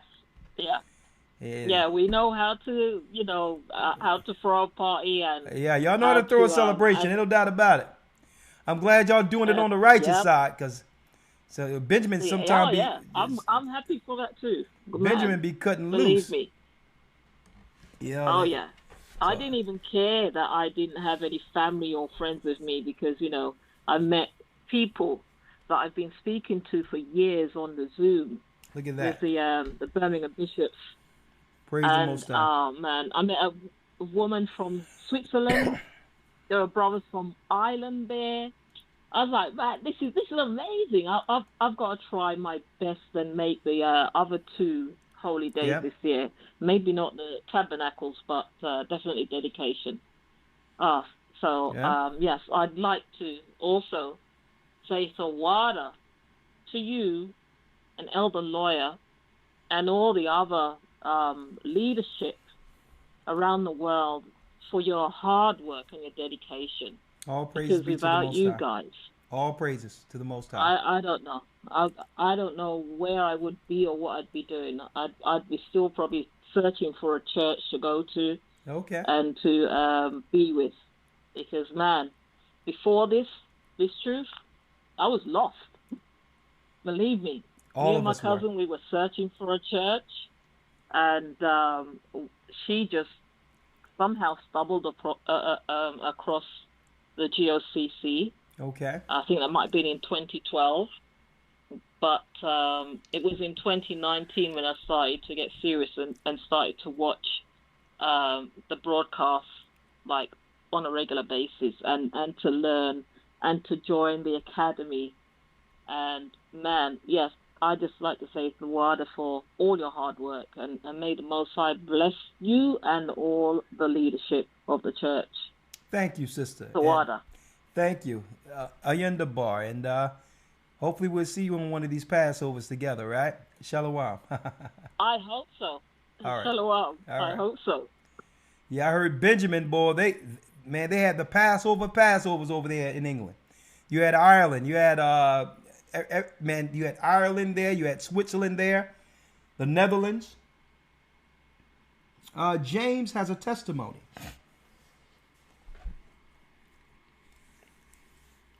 Shalom, Elder. Shalom. Shalom. Let me get your testimony in before this thing cut out on you.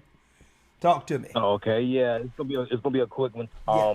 That Friday morning, I ushered for like 7 o'clock to 11:15. Thank you. And I want to say I'm with Carolinas, and I'm under AHAYAH. Yeah. Elder AHAYAH and Deacon Tubanal. Yes. They the best. They're the absolutely best. Yes. I love them. Great men. But my testimony is that Saturday, when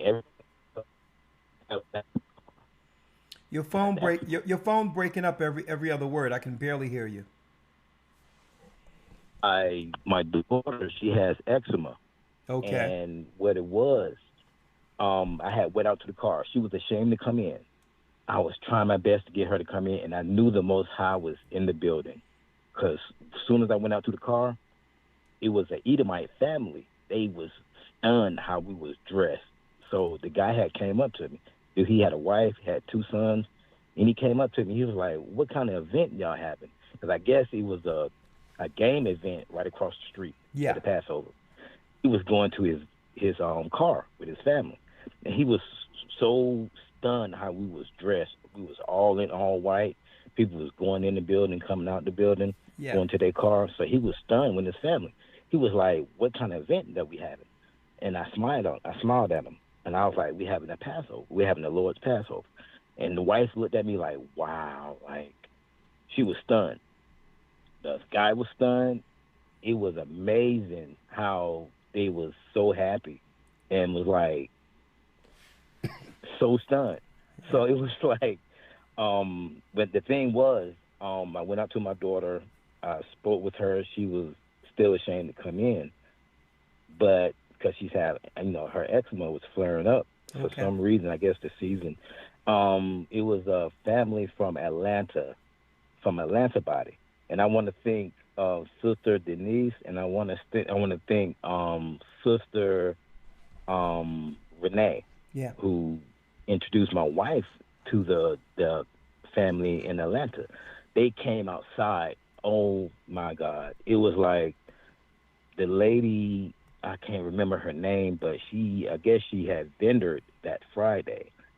It was a blessing from the Most High that she had gave my daughter the cream. Immediately, the cream worked like in 10 minutes. She prayed over it. The Most High came down, and right then and there, my daughter was healed.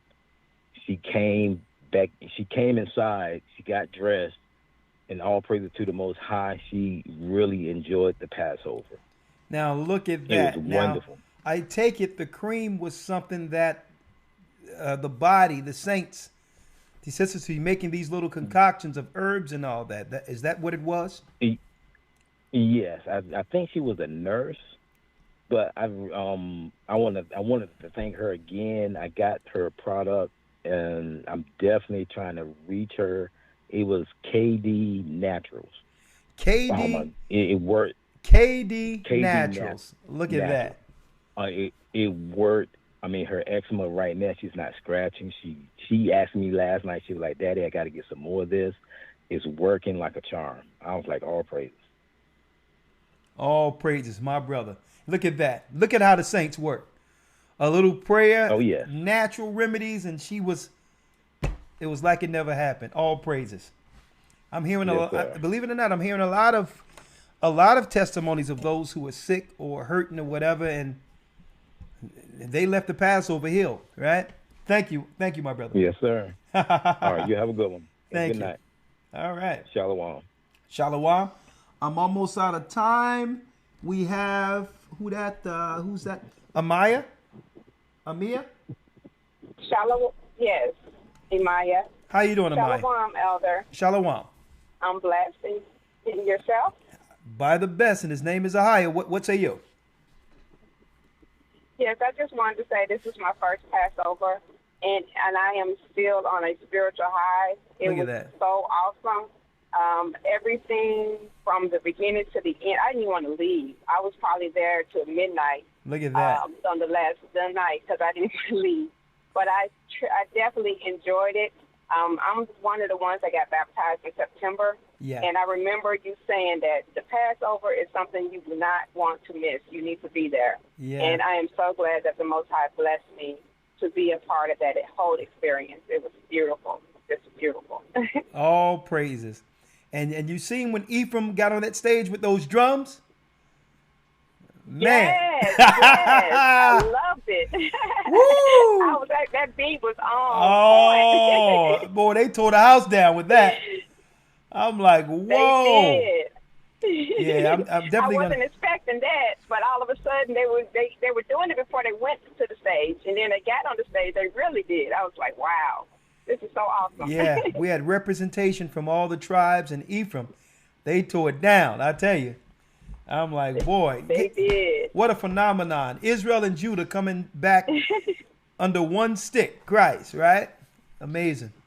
Right, Sister, right. I'm so glad you were able to I got your experience little performance I got your little performance at the back of the room when you were coming down the aisle. I got my camera out. I said you were in your own, like your own mode. It was really nice. Thank you. What a good time. A holy time, but what a good time. And, yes, sir. We'll see you again soon, right? That's correct. I'll be at the next one. I'm already planning it. All right, sister. Bless and you. Hopefully in June. Hopefully I'll be there in June as well for the concert. Oh, yeah. You don't want to miss that. Yeah, that's going to be something different. But Yes, thank sir. you. All right. Bless you.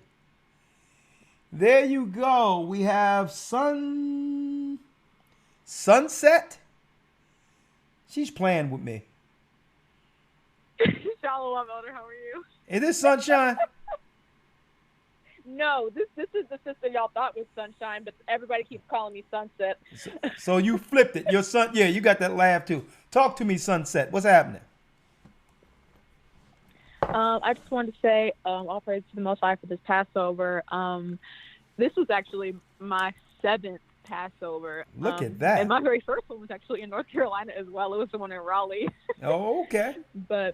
And it's just been, as I've gotten older, I've learned to appreciate more like what the Passover means. Because I know, like when I was younger, it was just like, oh yeah, we're going out of town. But now that I'm older, I'm really starting to come into, I don't know how to explain it. Because after communion on Saturday afternoon, there was just like this high in the room, like a spiritual high in the room, and it's just I haven't been able to come down from that since. Look at that. And I think that's just the best part about Passover is just experiencing that communion with Christ and like really taking that moment to appreciate what it was that He did for us. Yeah. And everybody, I'm from the Cleveland congregation, so we was all in the back like, yeah, let's go.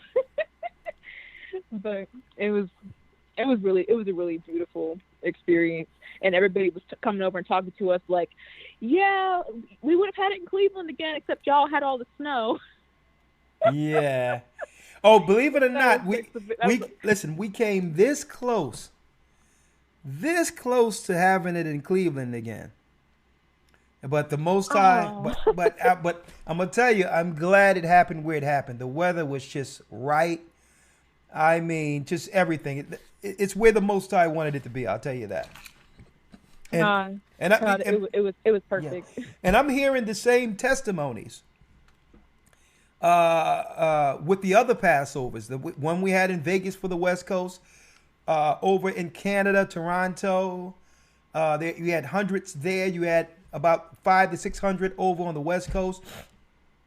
We had thousands upon thousands where we were. I mean, you had the upward number, probably 1,000 or more, somewhere in that around the UK with all the body that's there. London. I mean, man, the Most High is, hey, we're inching quite close to that number. I'll tell you that. Before the Most High sealed these saints, right? Well, thank you, sister. And like you said, at first it was just a get together, a way to get away, and a mini vacation. But when you come of age, you start to realize the significance and importance of what that Passover meant, with Christ being our Passover. And yeah, so, and I wanted to actually magnify that with the lesson, and I believe that carried over to what was going on amongst the body when I was like, listen, we're here because of Christ, right? Right? So it was his sacrifice that have given us this opportunity to gather his body. Right? We're part of his body. So, yeah. And you see that young... I was 15 at my first... You was 15? Yeah. Remember when I had that... I was 15. I'm 21. Remember when we had that young little boy there? He had to be about 4 or 5 years old. And I said, what you want to do when you get older? He says, I want to do the work. Yes, sir. Woo! Boy, I see why they're trying to get rid of our people and have our women choose to get rid of these children before the Most High put his spirit on them. I can see why they're trying to do it, but hey, but guess what? They didn't get us. They didn't get Moses. They didn't get Abraham. They didn't get Christ. And the Most High didn't allow them to get us. And guess what? We're here. Blessings. The living. Calling back Israel. Yeah, that's right. Bless you, sister. I said he's calling back Israel.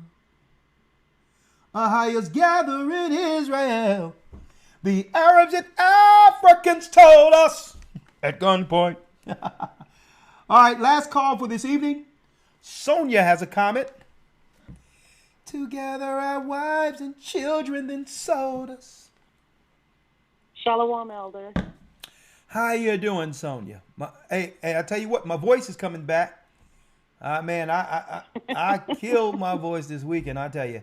But it was worth every let me tell you, it was worth every scratch on my throat. It was worth it. Talk to me.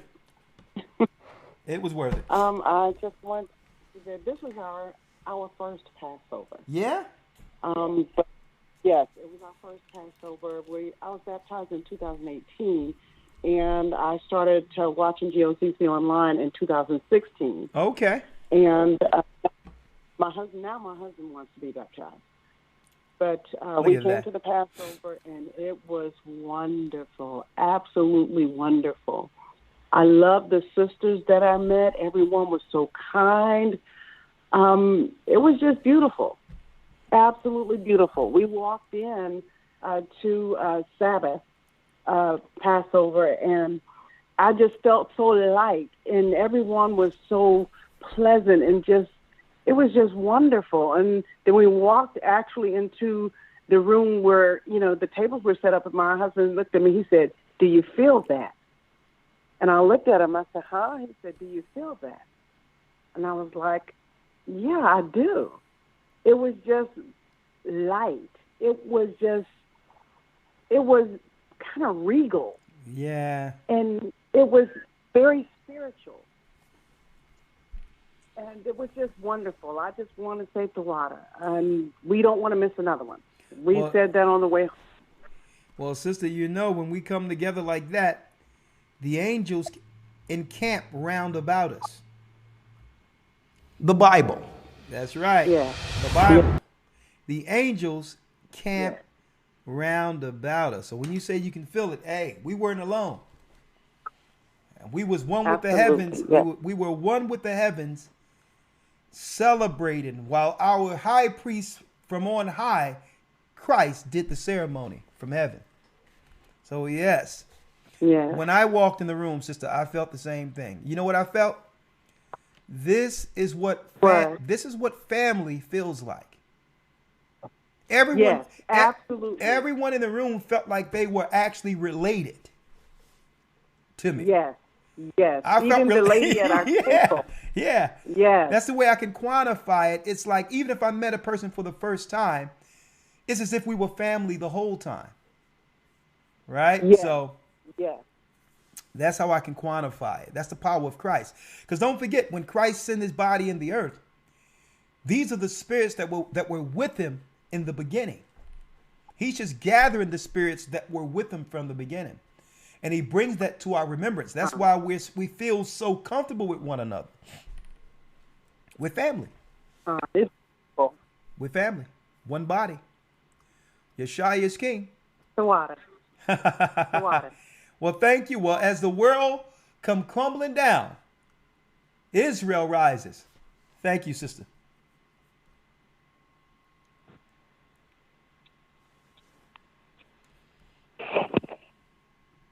Well, that concludes our broadcast. Elder Lawyer, I'll see you. I'll call you tomorrow. Thank you for using Blog Talk Radio. Goodbye. That concludes our recap of the Passover.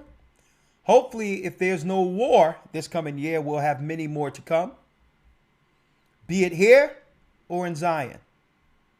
With that, I'm going to say shalom. May the Most High be with you. Stay prayed up. Sin not. We will soon see Israel. Shalom.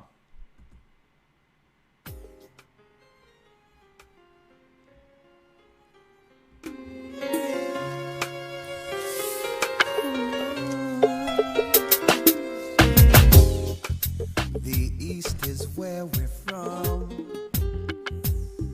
The 12 tribes of Israel. In 721 BC, the Assyrian king, he took us down, we fell. With a great escape, we went through the Euphrates. The Lord held the water still. To a land where no mankind dwelt, we went. The 12 tribes of Israel. That's who we be. Manasseh, the Cubans, Ephraim from Puerto Rico, Naphtali from the Isles of Hawaii.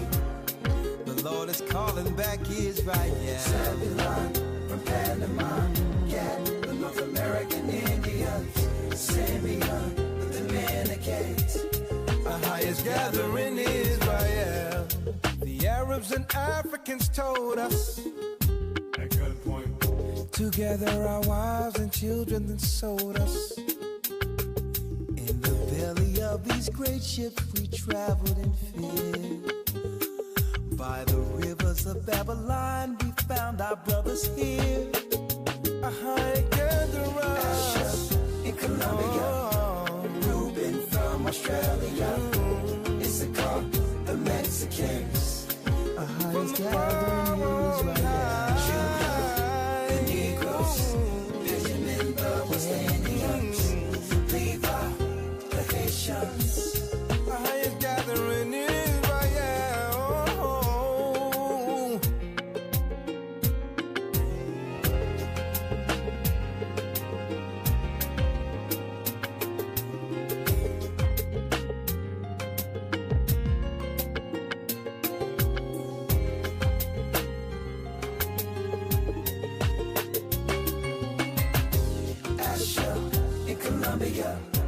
Reuben from Australia.